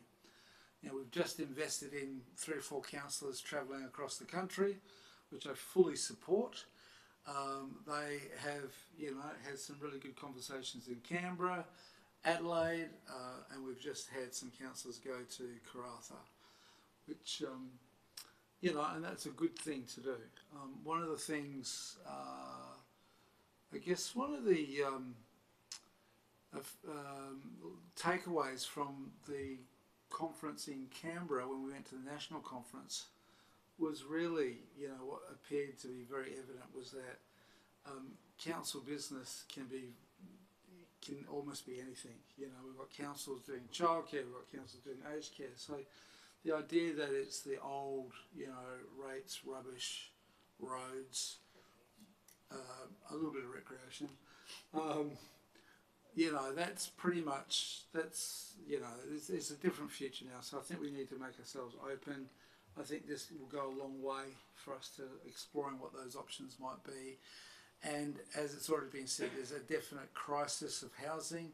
That's not going to change. That's only going to probably exacerbate into the future. So let's support this motion as a council and get on with it. Thank you. Okay, thank you, Councillor Turner. Anyone else for? Those against? Like to sum up, please. Thank you, Mr. Mayor. Thanks everyone again for the debate. As always, it's always good fun to hear everyone's opinions, and like you've said, it's good to see where minds do track during debate. It's pretty enlightening. But there's been a few things that were said, and I want to draw some reference. Councillor McRae, you've asked for 2 months' time. I'll guarantee you we'll be having this debate in about 2 or 3 months' time, if not longer. So hold on to this. Hold on to your crystal ball, because it might be coming to fruition. And again, Councillor Blanco, looking forward to more debates around this. Like many of us, I think we're on this because we're passionate about the town, and I think these conversations are great to have, and I look forward to having more into the future, because when it comes to our community, there's no real right or wrong answer when trying to find solutions. I think we can be measured as failing when we stop looking for solutions for some of our problems. So I'm hopeful that this goes through tonight to allow us to further investigate this sort of crises that we see ourselves in, and from there, the new debate on our new direction, whether we take it or not, is a exciting premise that I'm actually looking forward to. I think one thing local government always tends to do is punch above its weight when it's compared to its state and federal brethren and sisterin from across the pond.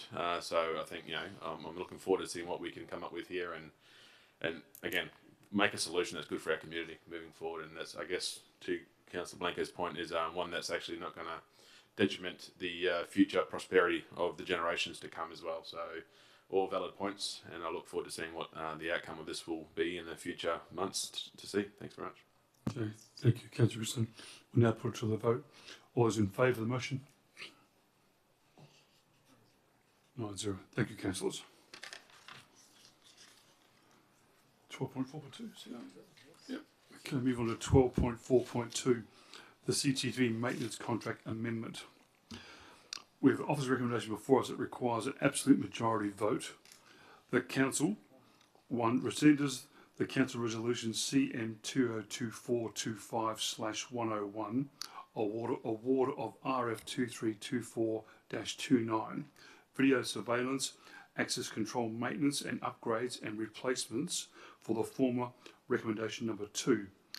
And 2, pursuant to regulations 18 of the local government functions and general regulations 19961, award the tender RFT 2324-29, video surveillance, access control, maintenance and upgrades to Advantage Technology Proprietary Limited to the total value of $987,595 ex-GST for initial period of 3 years with 2-year options, 2-year extension options and 1 year each, as described in the direction of the Chief Executive Officer. Can I have a mover? Mr. Mayor, number 3. Sorry, number 3. Sorry, Councillor.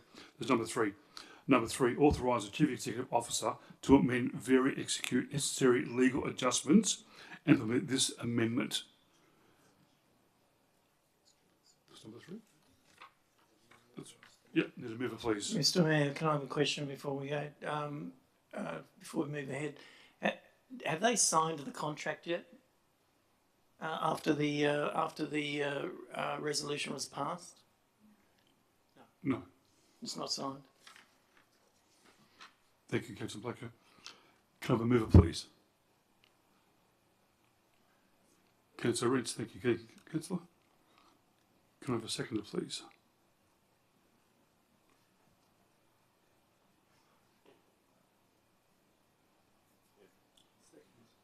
Second, thank you, Councillor Jones. Is anyone against the motion? Yeah, I'm against, Mr. Mayor. Councillor Rents.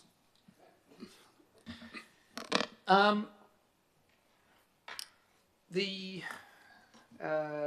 is sort of, as far as I can tell, is the very similar to the UV mining one as well. That we're making a change to bring it back up into line of what it is more in line with what it actually is. So we're not we're honouring what we need to do. I've been on either side of the fence on this leading into it, and I thought I would just bring it forward because after a few clarifying emails this afternoon, it all started to make sense again. So essentially, we're just increasing the value of the contract to be more in line with what it's going to cost. There's some unforeseen increases that from previous year's budgets that need to be addressed. A $77,000 increase per annum isn't groundbreaking, isn't going to break the bank. We've got it covered in all of our budget items. We can afford it, we can do it. It needs to be done. So I am all for it and wish to hear what everyone else has to say. Thank you. Thank you, Councillor Rents. Councillor Turner. Look, just really echoing Councillor Rentz's comments. It's a body of work that needs to be undertaken. It goes to community safety plan. It's an alignment, a readjustment, reflects the real value of the contract. It's work that is required and is a priority moving forward, and we need to have this in place. So that's my point. Okay, thank you, Councillor Turner. Anyone against that motion? Mr. Councillor Blanco. Thank you, Mr. Mayor. Look, my reading of the detail in the report was that the council approved the motion previously at 540,925, excluding GST, and now the new proposal is 987,000. So you're talking about $500,000 more. So that's my understanding of what I'm reading here. Okay, and obviously there's going to be a 3-year option on it, but I didn't see anywhere in the detail of the report 77,000. I wouldn't be objecting to such a minute change, and I wouldn't have thought that a 77,000 change would have to come back to council for a decision by absolute majority. That would be something that could be done, at the CEO level. This here, considering it's an absolute majority required vote, I have no doubt that I'm correct in saying, it's a significant change, and it's in the vicinity of $500,000. So. Hopefully, I can be corrected by some of the other members that may want to, talk, on the motion, if they understand the detail of the report and understand that I'm incorrect in what I'm going to say. But, it all adds up to me because of the absolute majority required. Now. So that leads me to, a few issues here that,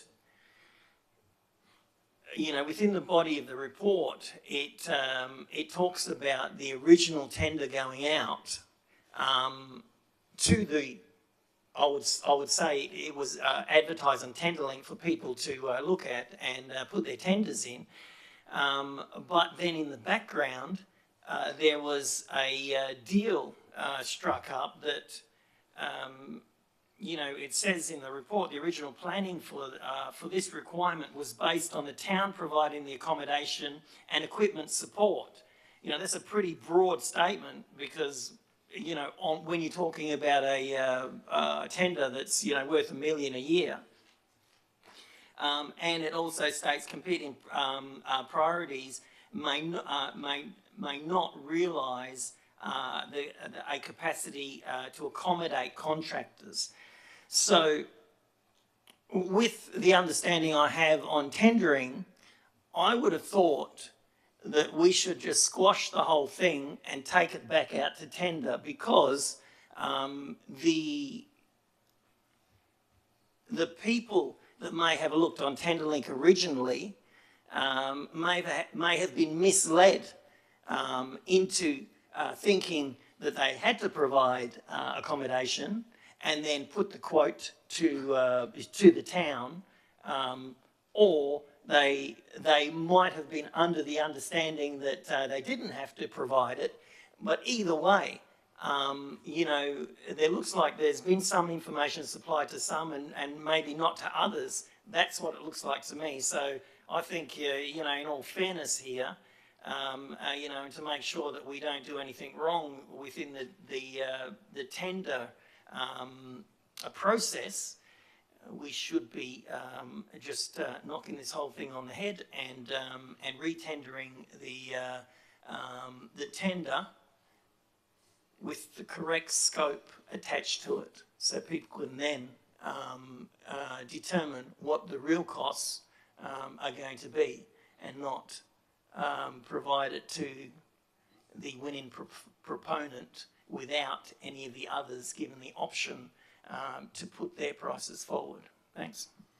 Thank you, Councillor Blanco. Anyone was for? Anyone was against? Sorry? You're for it, yeah. Yes, Councillor Christensen. Right. I don't think I've ever swayed your opinion yet, Councillor Blanco, so I'll give it a try today and see how I go. First and foremost, some of the concerns you've raised, valid. There's been a substantial increase However, you've made mention that you believe that this would have to be a substantial one and come back to us as an absolute majority.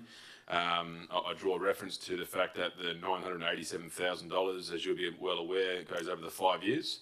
Now, we can't, as you know, make any determinations on any future budgets, as they will be set every year before the time comes for the budget, for setting the annual budget. So when we look at our commitment for this year, the 24-25 budget that we've already accepted had an allocation of $177,000 for CCTV maintenance to be conducted. Further to that, the additional cost for this year that's going to be incurred is actually for, I believe, a very smart decision, which is to implement a strategic plan for the development and functioning of our CCTV network. It's been no secret of mine. I still think that we are lacking some direction from a council point of view in what our CCTV network is to provide.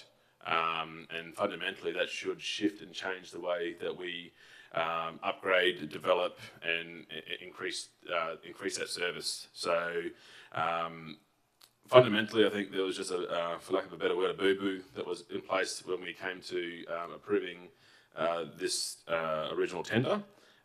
Bearing in mind that nothing has fundamentally changed in my mind when it comes to the tender process, being the fact that council agreed to allow this proprietor to deliver the service that they're going to deliver. In my mind, the only thing that has changed is the dollar value.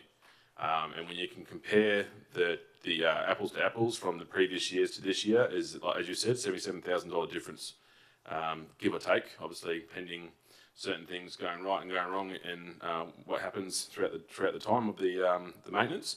But again, $77,000 compared to rerunning the whole process and then having potentially months without our assets being maintained can, in my mind, and being in the maintenance background, create some potentials for even bigger issues to go wrong. So in my mind, I think that we were pretty happy to accept it with the requirements put onto these individuals.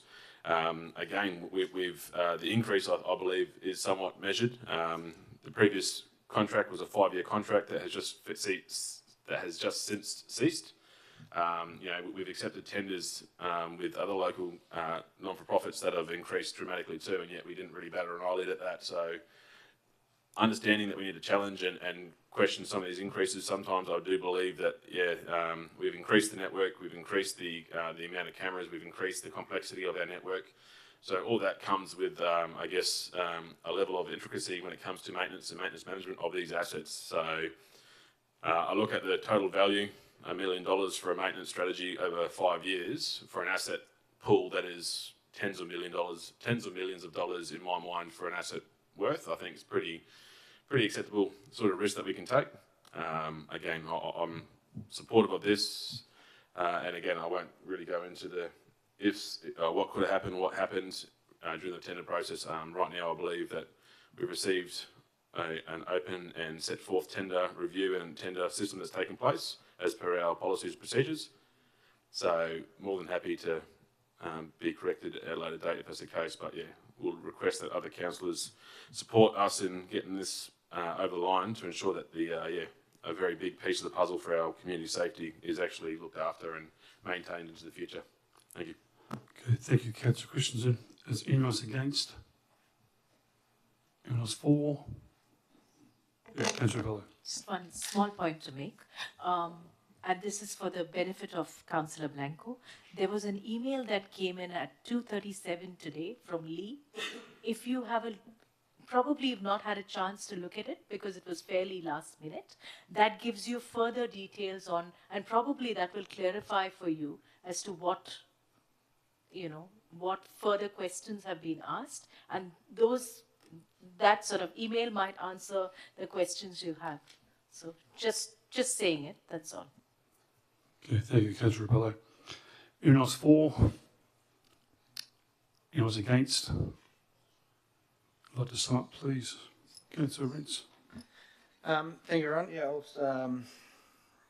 start by trying to clarify the comments made. As Councillor Rebello was just saying, I was referring to the emails that were sent through this afternoon. where it identifies that the operational budget last year for this was $100,000, and the actual spend was $107,000. So, you know, we were scraping in then, and now to have such a bigger system, more cameras, upgraded the license as has been stated.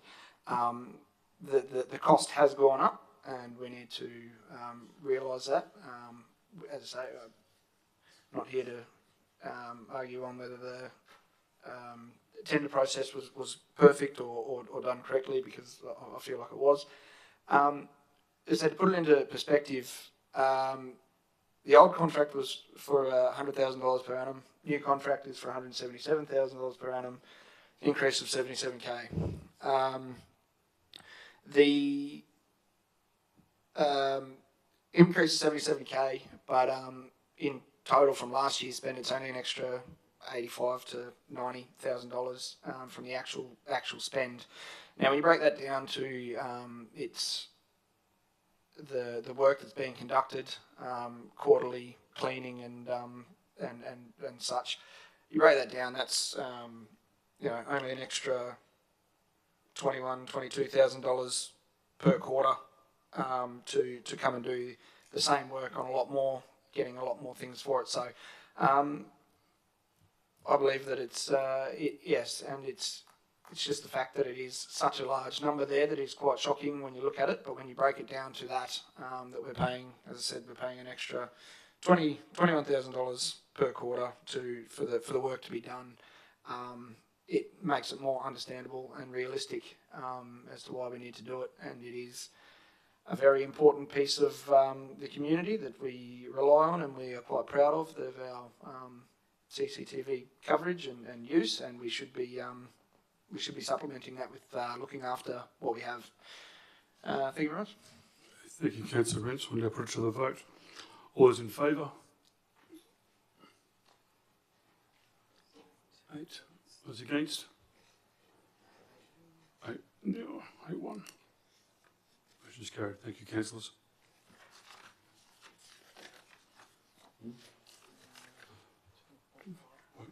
Okay. Moving on to 12.5.1, response to the Department of Local Government concerns. We have officer's recommendation before us that requires a simple majority vote. 1, that cancel. 1, adopts the Town of Port Hedland Improvement Plan as Attachment 1 in response to the Department of Local Government, Sport, Culture and Industries letter and concerns. And 2, request the CEO write to the Department of Local Government, Sports and Cultural Industries to provide a copy of the Council Improvement Plan. Can I have a mover, please? Mover, Councillor Rents. Have a seconder, please.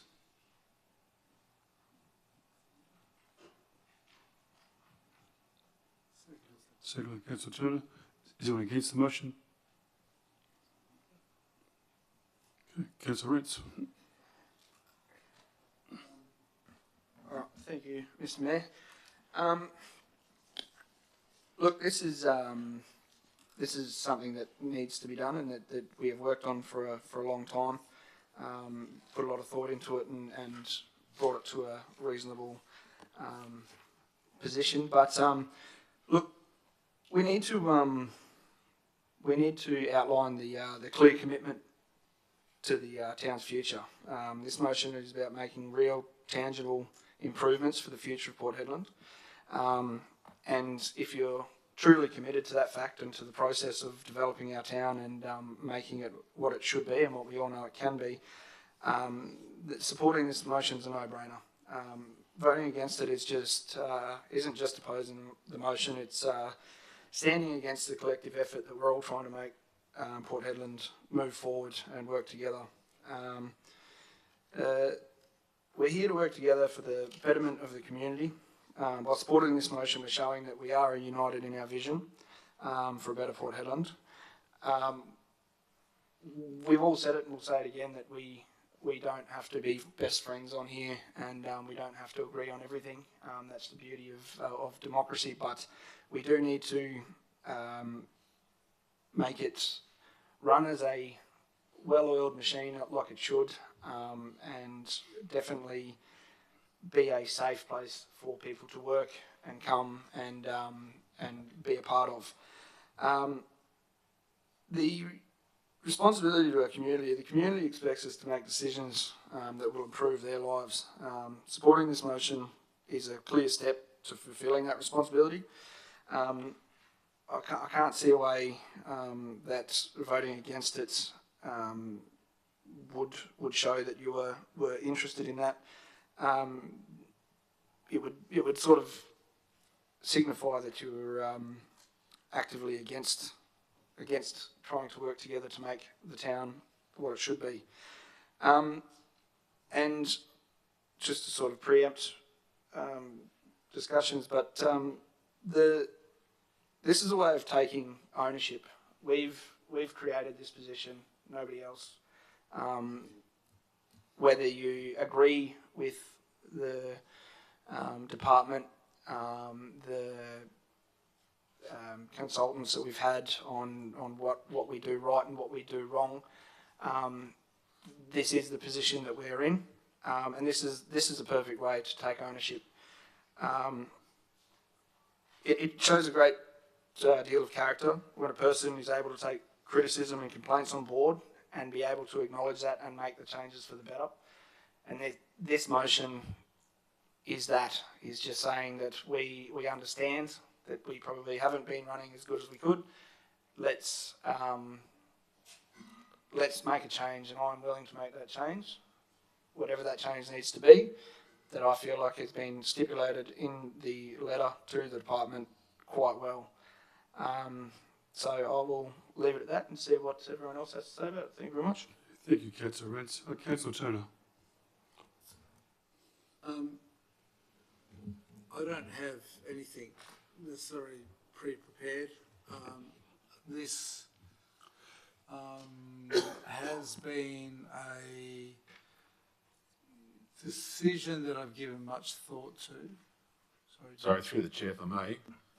To save us going through the rigmarole having to do the debates all over again, I know that there is a piece of paper sitting in front of all councillors. Can I ask that the member who's brought it to our attention have the opportunity to... Oh, to amend the... Yes, please. Yes, okay.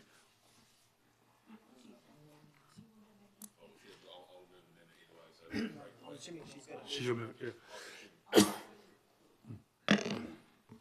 So Sorry, councillors, we're in debate and we've interrupted the seconder from speaking. I think the seconder should speak first, complete his speaking, and then a councillor can move an amendment at any time during debate, which I assume Councillor Rebello is going to do. I agree with that, but then again, if Yeah, it can be moved at any point in time, if that was to Point be... of order. Just follow the process correctly. The CEO is correct on that. Okay, what's your point of order? I'm waiting to hear. Oh, far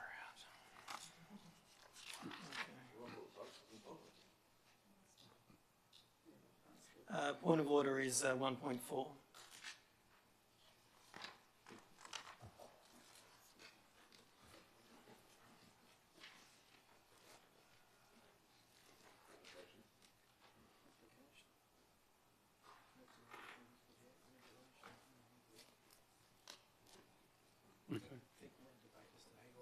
Okay, so we're in debate. So, Councillor Rebello, can you please? It's Councillor, you finished, Councillor Turner? Okay, okay. Can you please have your say? Okay. So, all right, thanks for cutting my speed. So I'm going to keep this really short. I think it's getting late now. It's getting very late. Look, I've given this much consideration, and there was a real pull not to support this. But, you know, I'm reflecting on my own integrity and my own professionalism. And what that tells me, what I'm guided by, is that I can work with everybody on this council and in the administration. It doesn't mean that it's easy, and I think we are, there's some serious challenges, and this council is flawed in many ways, but I'm prepared to continue a commitment to work for the betterment of the town through the council. So that's why I'm supporting this. I don't think I need to say too much more. Thanks. Okay, thank you, Councillor Turner. Councillor Barry, amendment. I'd like to support this, but with an amendment. Certainly. So the amendment is to remove the provision for opening agenda briefings. So just the briefings, agenda briefings to public, which is item 1 on page 8. The rest of it remains the same. Coming back to, lost my train of thought there, but there are two points I would like to respond to that were brought out by members of public. Point of order through the chair. Are we taking an amendment on notice, or what are we doing here? Because I believe it was. I'll finish speaking and then I'll say. What I'm saying, so you have to move the amendment, and you have someone to second it, then you can talk to it. Yes, all right. It's just getting too late. Okay, is there, all right. Is there a second to Councillor It's Barry? all drafted out. Yeah. Yeah. I'd like to move it with the amendment, please. Okay, Thank is you. there a second for that, please? So thank you, Councillor Christensen. Okay. Now you can read your amendment. Is anyone against the motion? Okay. You can please. So there's no one against. No. There's no one against. Well, we're going to read it, so you have to read the whole thing out. Yeah.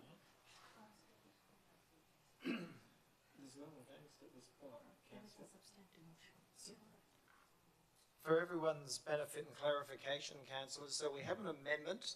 It has been circulated. Councillor Rebello's referenced it. In effect, it is adding an additional point to your current resolution. And in effect, you'll find that 1 and 2 in front of you become 2 and 3, and there is an additional point 1. That is the amendment. There is a mover in Councillor Rebello and a seconder in Councillor Christensen. Correct. Is anyone against? No, no one against. Okay. So it's carried. Go back to debate. Yep. Okay, back to 4, the amendment. Yep. Is anyone against? Councillor Blanco. All those against the, so we're talking on the original motion now? With the amendment, yeah. The amendment. That's fine. Yep. I'm opposed to it anyway, so. Okay, look, I hear some of the councillors and their comments about, you know, we should be supporting it and all of that, but that's not the way I see things here. The way I see things is, you know, this is a significant thing that's happened to the council, much the same as what happened to the council in 2019. Okay,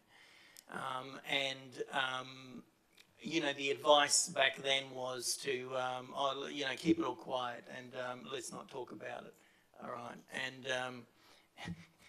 and then all the stories, you know, got made up about actually what happened. And then the community, all they got was misinformation and disinformation. So voting against something like this gives you the opportunity to speak and to show the people that are watching on live stream or the people in the gallery, you know, is to tell them your opinion about the process and what you think about the whole thing. And you know I will do that. So. But in my opinion, this whole process has been initiated by the administration. They've prompted this from what I can read, you know, in the documents that have gone back to before I was on council, before I was re-elected. Okay. Now, the response to the department's concerns, you know, has everybody talking. And I've heard from council members, I've heard from staff members that, you know, we're headed for a show cause notice. All right, show cause notice is where the state government or the minister actually gives you a notice to say, explain yourselves, we're going to suspend you. Okay? And then once that suspension goes through and the government, has enough evidence to do that, then the governor, takes the, removes the council. Been through that before. Now, I've told the office of the Director General who rang me on this, and when they rang me, they wanted to have a meeting with me, and I refused to have a meeting with them because I said to them straight up, I don't trust you, I'm not going to have a meeting with you. But what I did say to them is that if they think that there has been a significant breakdown in the effective, leadership of the council and decision making, then issue us with a show cause notice. I want you to do it. Okay. And then I'll gather the support of the council members and take them to the Supreme Court, and they will get slapped. And that's exactly what I said to them. So, because they don't have any evidence. There is no evidence that we are doing the wrong thing here. Okay. So, do I need to do better? Yeah, I always have the opinion, in my job or the way I live, is that we can always do better, all right? But that's just my own opinion. Do I think I'm doing well while I'm on council here? Yes, I do. Okay. Because I've studied, all the rules and the regulations and all that. I've done it for, 15 or 20 years. I have a very good understanding of it. And when I see things that are not right, I can pick it up straight away. Obviously, there's going to be different opinions on that. Different interpretations. But at the end of the day, as long as we put our opinion forward and then nut out the interpretation, somebody will come up trumps. But, I think the council needs to take action on the things that I've highlighted. I think the council needs to represent the people that elected you, to ensure that the money that we charge the people is spent effectively and efficiently. And I don't believe we should be hiding behind confidentiality.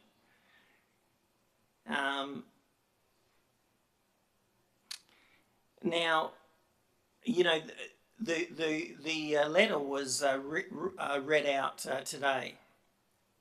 And there's a couple of key points in there that, talk about, staff and turnover rates and stuff like that. Is that a council issue? We don't deal with the staff directly. Okay, we make decisions here. Obviously, we have some staff here, but we're not directly, we don't directly involve them, in our debates and our, argy-bargy. Okay, that's for the CEO to deal with. So I don't see how, a 50+% turnover rate is our issue. I think it comes down to a management issue. There needs to be a look behind the scenes as to find out why there is such a large turnover rate. We had these issues when I started as mayor. Our turnover rate was 60%. I think it was more. There are people here, that I know that was here now that were here when I was mayor. We sorted that. We put things in place to reduce the turnover rate of our employees. So, in the face of adversity, you should be strong for the people that put you in this position and not cower behind a so-called process that clearly lays the blame on you. Now, I've told you all along, I think this is a witch hunt on the council. You know, if you think you've failed in your community responsibility as elected representatives, then, you know, support the report that states you're at fault. That relationships cannot be reconciled. That's what the report says. There's bits in there that say that. I was reading another report today that was not associated with this, but it states that, you know, there is, you know, serious issues within the council themselves, you know, and the council relationships, and that, you know, they don't see that is going to change. I think that's rubbish, and I don't and will not support, you know, a report like this that lays the blame at the council's feet.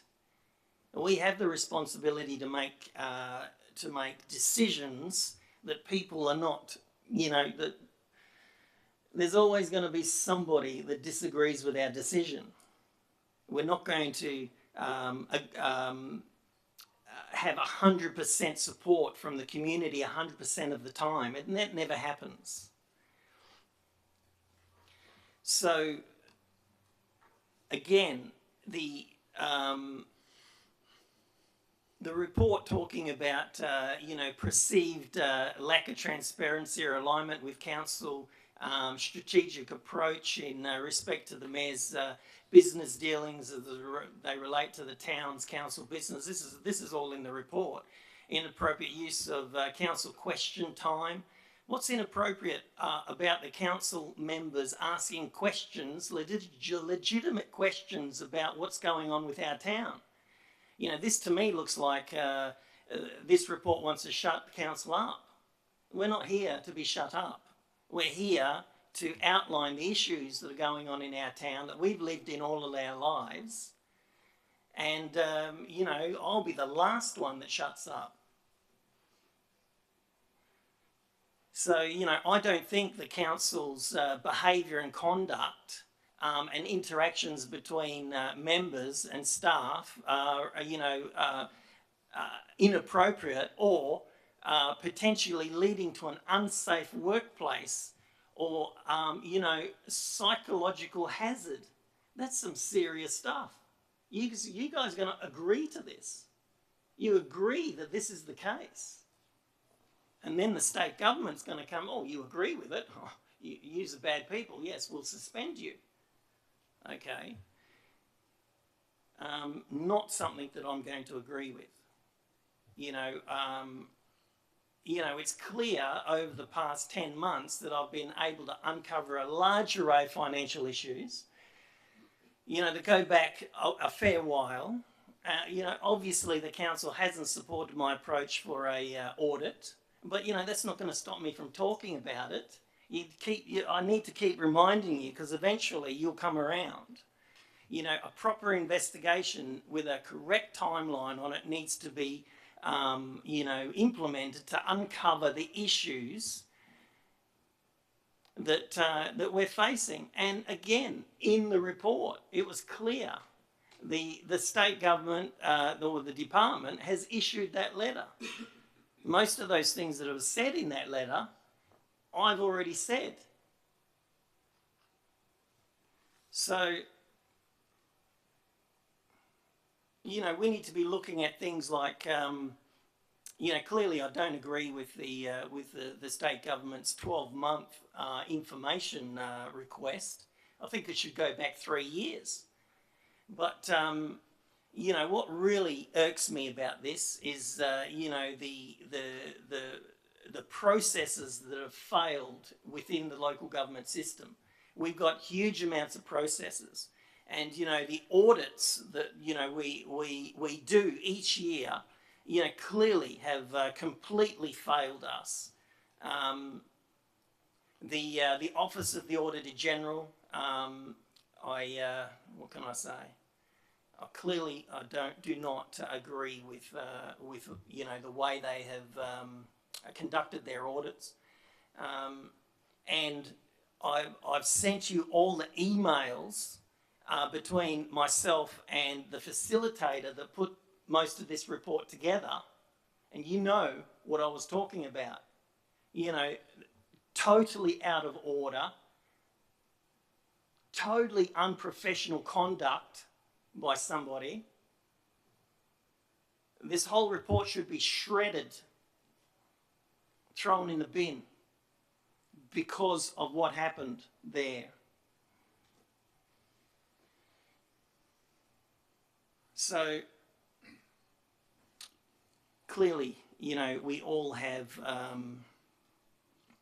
room for improvement. You know, I don't disagree with that, but I don't believe my conduct is out of order. I'm representing the people the way I see fit, and you know, to the best of my ability with what I know. And I'm asking for information. I'm requesting, the information I am requesting is appropriate. I don't see any issues with it.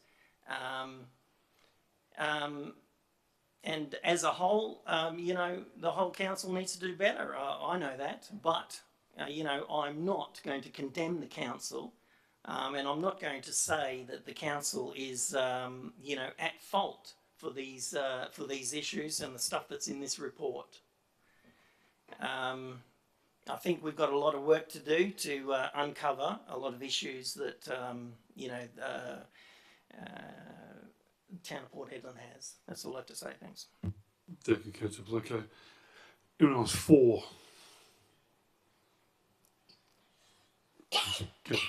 Yep. Right, yeah, it's going to be an interesting debate, this one tonight, so thanks for those who have already taken part in it. It's much appreciated.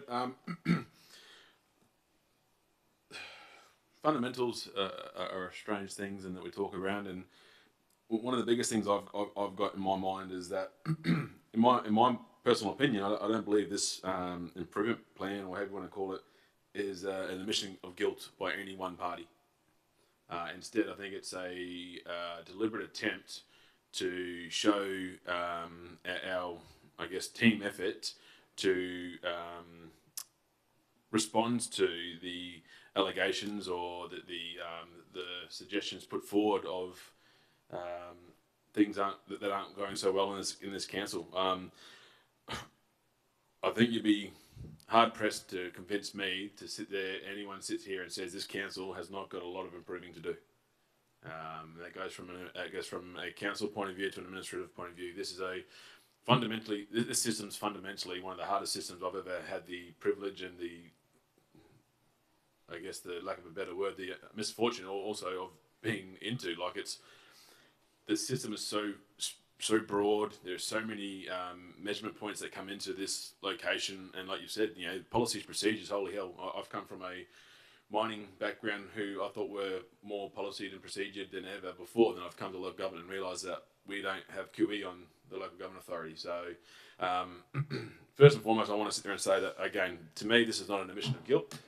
This is purely us as a group coming together for once and saying, you know what, we're not perfect, but this is how we are going to address the shortcomings of that people have identified. And whether you agree to it or not, to me, it doesn't really matter. It's one of those ones where even though you might not be the cause of the issue that's been raised, you are one of the solutions to that problem that we've got.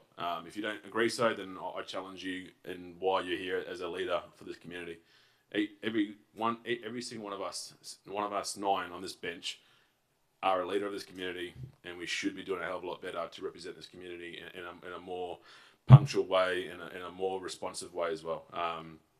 Again, hold on to your own behaviours. Hold on to what makes you you, because that's why you're elected onto this board. And I wouldn't have any other member on this board any other way than what they have been presenting to currently. Obviously, I'd prefer to have certain things not happen, and I'll draw a reference to it. We've not been friends of ourselves. We've put ourselves into the media spectrum more times than I care to count. it's one of those things. It's the more I go around and the more I'm privileged to actually travel Australia with these forums and these summits, I'm starting to realise that these problems aren't unique to us. I speak to a lot of different councillors, a lot of deputy mayors, a lot of mayors, and even a lot of administration staff who echo similar behaviours and similar concerns that we're demonstrating here in this plan. So I want council not to be fearful of admitting wrongdoing and admitting fault and admitting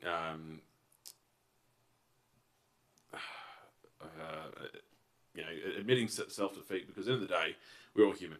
There are going to be mistakes made along the way, but right now, and I'll be honest, I am honestly in a position where I would get nervous when mistakes are made by myself, and I'll start to fear the team that we've got around us. And my whole upbringing has been around team sports and has been around industries, for example, security, where you had to rely 110% on the individuals around you to do the right thing at the right time. I'm fearful of that right now because, again, I don't think we have that currently right now. Do I think we're capable of doing it? You bet we are. I'll back us 110% with the people we have on board today to get this town into where it needs to be. But again, how do we do that? I think this is the perfect step in the right direction. It allows us to come together as we have to have the conversation and go, look, what are the small things that we can start to wean out and improve our situation? You know, it's not saying we're not going to argue. It's not saying that we can't disagree. That's fundamentally what we're here to do. I'm pleading right now that council take the opportunity to show that we are committed on a journey of improvement, that we are committed on a journey for our community. Trust me, I know I'm not the most easiest person to get along with, and I'm most probably the cause for some of these problems on this paperwork here today. I'm standing here today to sit there and say, again, like Councillor Blanco said, you know, we all can do better, myself included.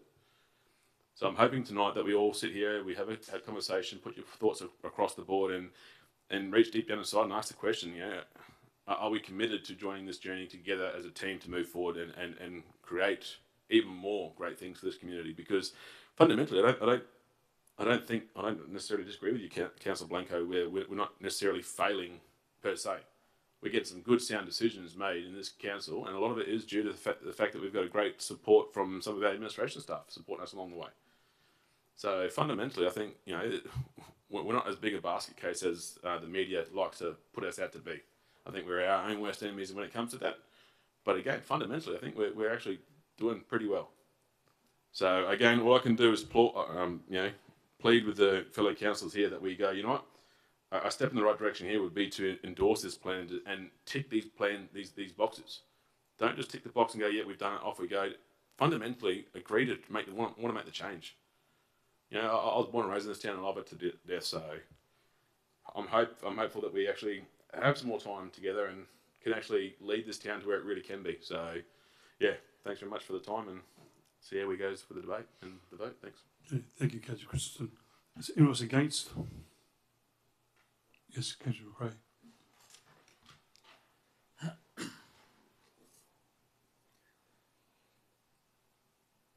I don't want to harp on about the things that have already been said over and over. Of course, we all put our hand up to serve our communities, serve our community, and we knew before we did that it was there's a big commitment involved, and we've all got a lot to learn, and it's a never-ending learning process, and none of us are probably where we need to be. Of course, it's I'm the newest here, and I'm certainly the greenest here, and you're all probably well aware of that. But as you point out, our problems are ubiquitous across councils across Australia, and my time hanging out with the councils in Canberra, and I met dozens and dozens of them. I couldn't think that we were more functional than any of the ones I met over in Canberra. In fact, we didn't even scratch the surface on some of them. So my first involvement in all this, obviously this started before I was voted on, and of course I brought my own set of problems to the town and to the council with my own, involvement with what happened before I even started on the council. So I know that I'm guilty of, probably some of the bad media and some of the stuff that's happened. But my first involvement in all this was a meeting with this lady in an office here, and she just wanted to tell me how dysfunctional we were. I said, well, tell me what we're doing wrong. In politics, no one's always going to see eye to eye and get along. There's nothing on this improvement plan that's going to make, people on this team suddenly be best mates and go to each other's birthday parties. It's a feel-good platitude that really, while you say it's not an admission of guilt, it's the state government is looking for an angle clearly to discipline us somehow, and this is the discipline. Okay, you're going to do this. You're going to do this. Stuff that we should be doing anyway, as far as improving ourselves, doing better training, all stuff that we should be committing ourselves to do regardless. But being told you've got to do it, and if you don't do it, look out. It's like, are we adults in the room, or are we school children?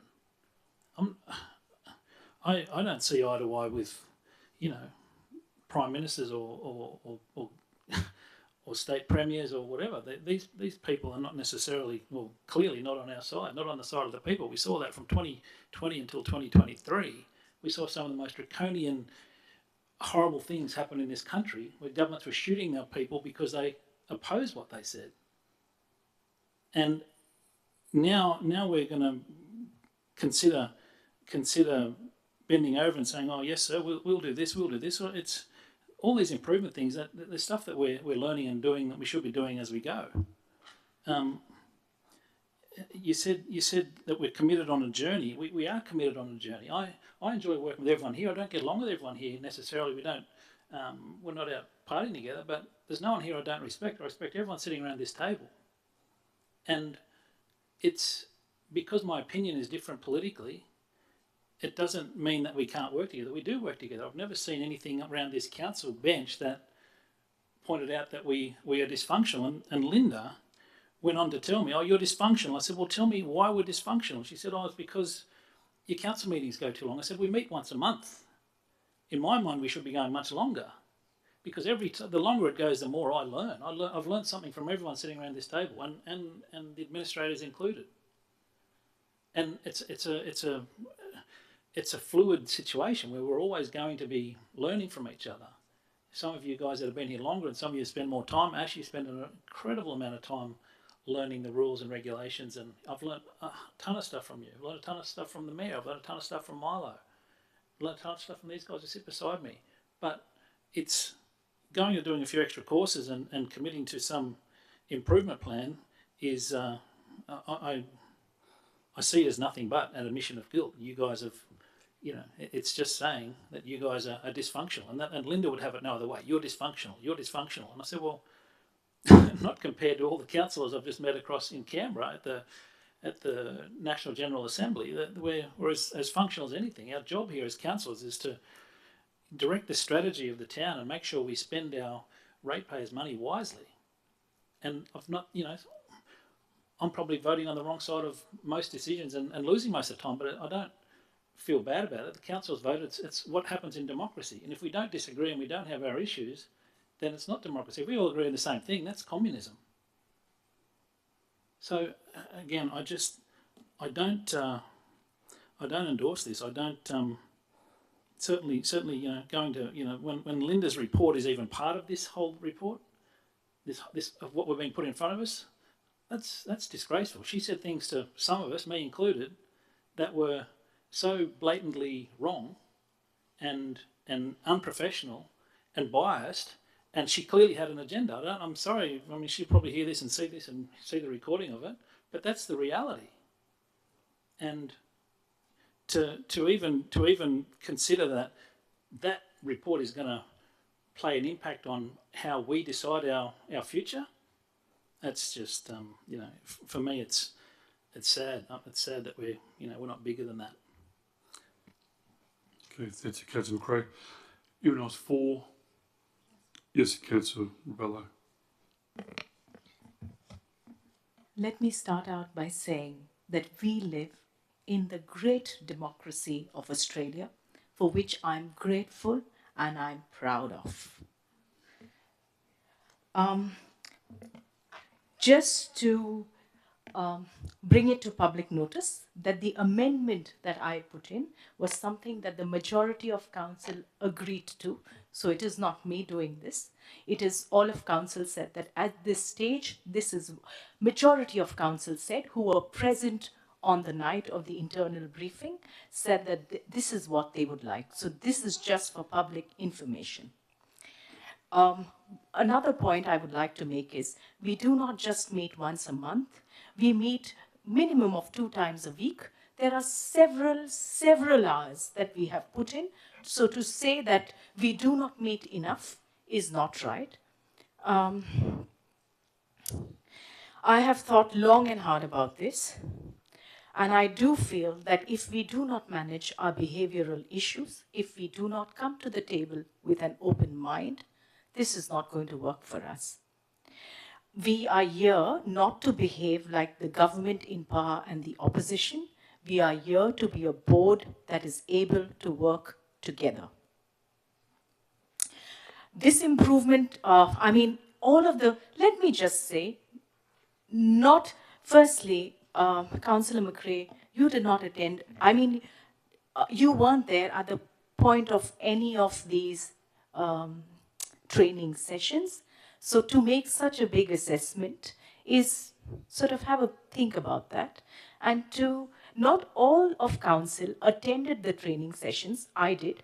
Majority of council did. But if all of us don't come to the table, I don't see how this will work.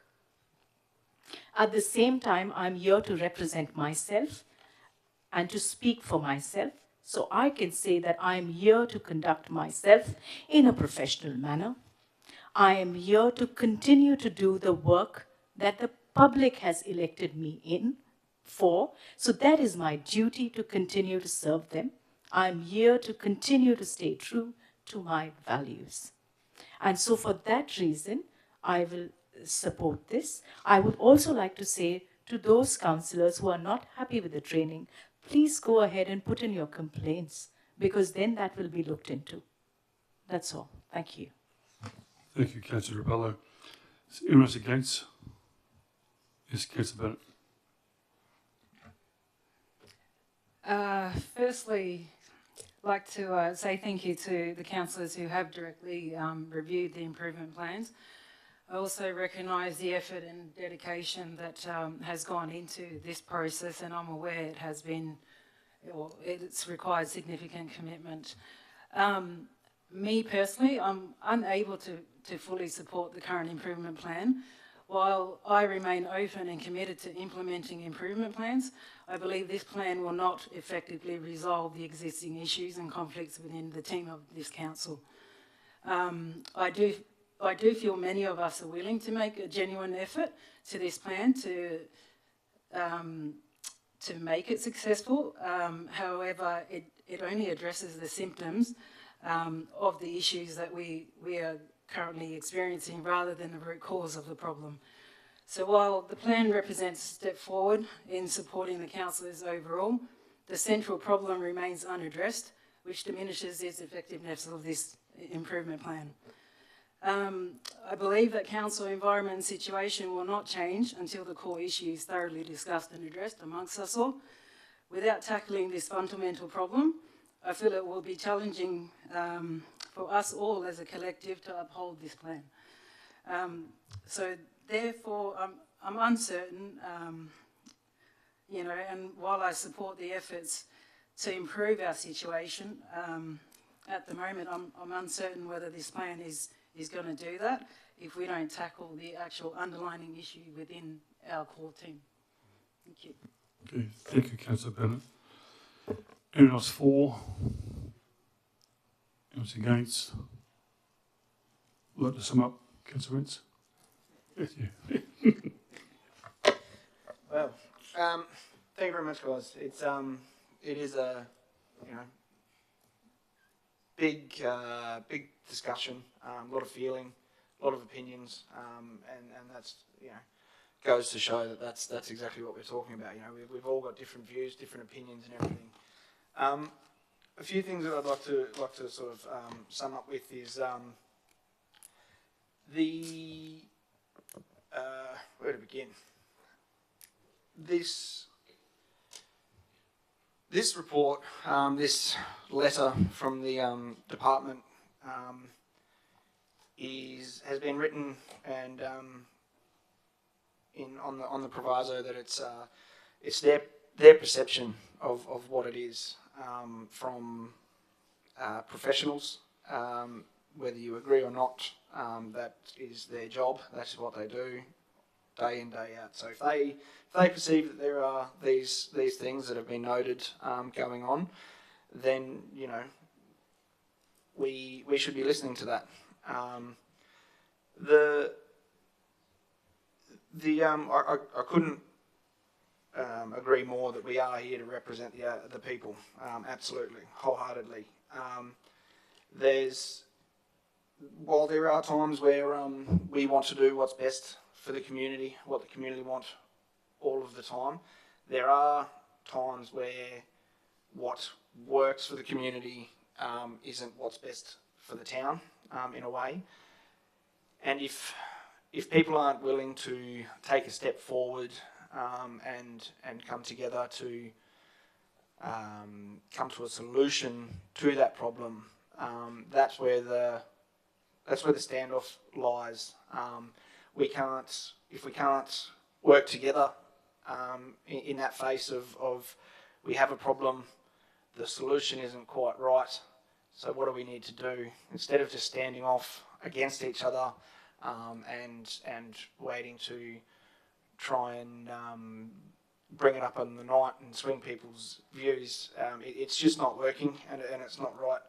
I also want to clarify that this report, this letter back to the department, nowhere in here does it outright stop anybody having views, opinions, or asking questions. It does not stipulate you must do this, you must not do that. It's not an action-based improvement plan. It's a culture-based improvement plan. It's a way of identifying where our downfalls are and where we need to improve to increase the effectiveness of what we do, and we should be adhering to that. I 100% agree that the conversation and the allegations of the perception of a dysfunctional council is misguided.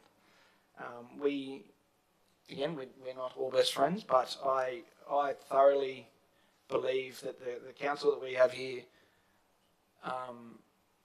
are the right people to be doing this job, and each and every one of us have our own strengths and our own weaknesses, and we need to work on that. We need to lean on our strengths and work on our weaknesses to get better as a team. In no way, for example, no way that we're saying that anybody should stop asking questions or questioning things. I completely agree that with the idea of, for example, the questions without notice are being too, what does it say here? It's got the questions without notice are outlandish and irresponsible. While I don't completely disagree, I believe that there's a better way to do those questions as such and bring the rest of us council along for the ride. And I think what they're alluding to is a way to help us understand and see everybody's point of view, and that's one way of doing it is by pointing that out. It's not aimed to shut anyone up. It's just a way to do it be more constructive and be better. I don't think anyone in council, in the chambers, especially not for a long time anyway, acts out of order. We definitely, again, everyone said it, we definitely need some training and working on some things of how to make these things go smoother. But we definitely work well as a team. when we are in here doing what we're doing now.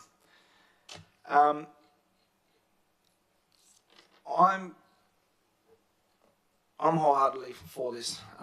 As I said, there are things in there that that were mentioned in the department's letter that we ultimately disagreed with. For example, the legal matters between elected members, conflict of interest training. We said we didn't need that again. We have scrutinised it. We're not just bending over and saying yes sir, no sir. We will do what you say. We've sat down, we've worked it out, and come to an agreement of what we are happy to commit to. And all we need to do now is commit to that. Thank you. Let's put it to a vote. Okay, thank you, Councillor Rents. We'll now put it to the vote. All those in favour of the improvement plan, put your hand up. 1, 2, 3, 4, 5, 6, 7. Lorraine had it up as well. Okay, those against? 2. Motion is carried. Thank you, councillors. Okay, moving on to item number 13. See? 13. Item number 13, new business of urgent nature, there is nil. Item number 14, motions which previous notice can be given, there is nil. Item number 15, matters which may be closed, conference of matters, there is nil. 16, closure. 16.1, the date of the next ordinary council meeting will be held on Wednesday, the 25th of September, commencing at 5:30 p.m. 6.2, closure. Being no further business, I declare the meeting closed at 10:04. I'd like to thank Council, Chief of Staff and the attendants tonight for the long night, and thank you very much for your attendance. Thank you.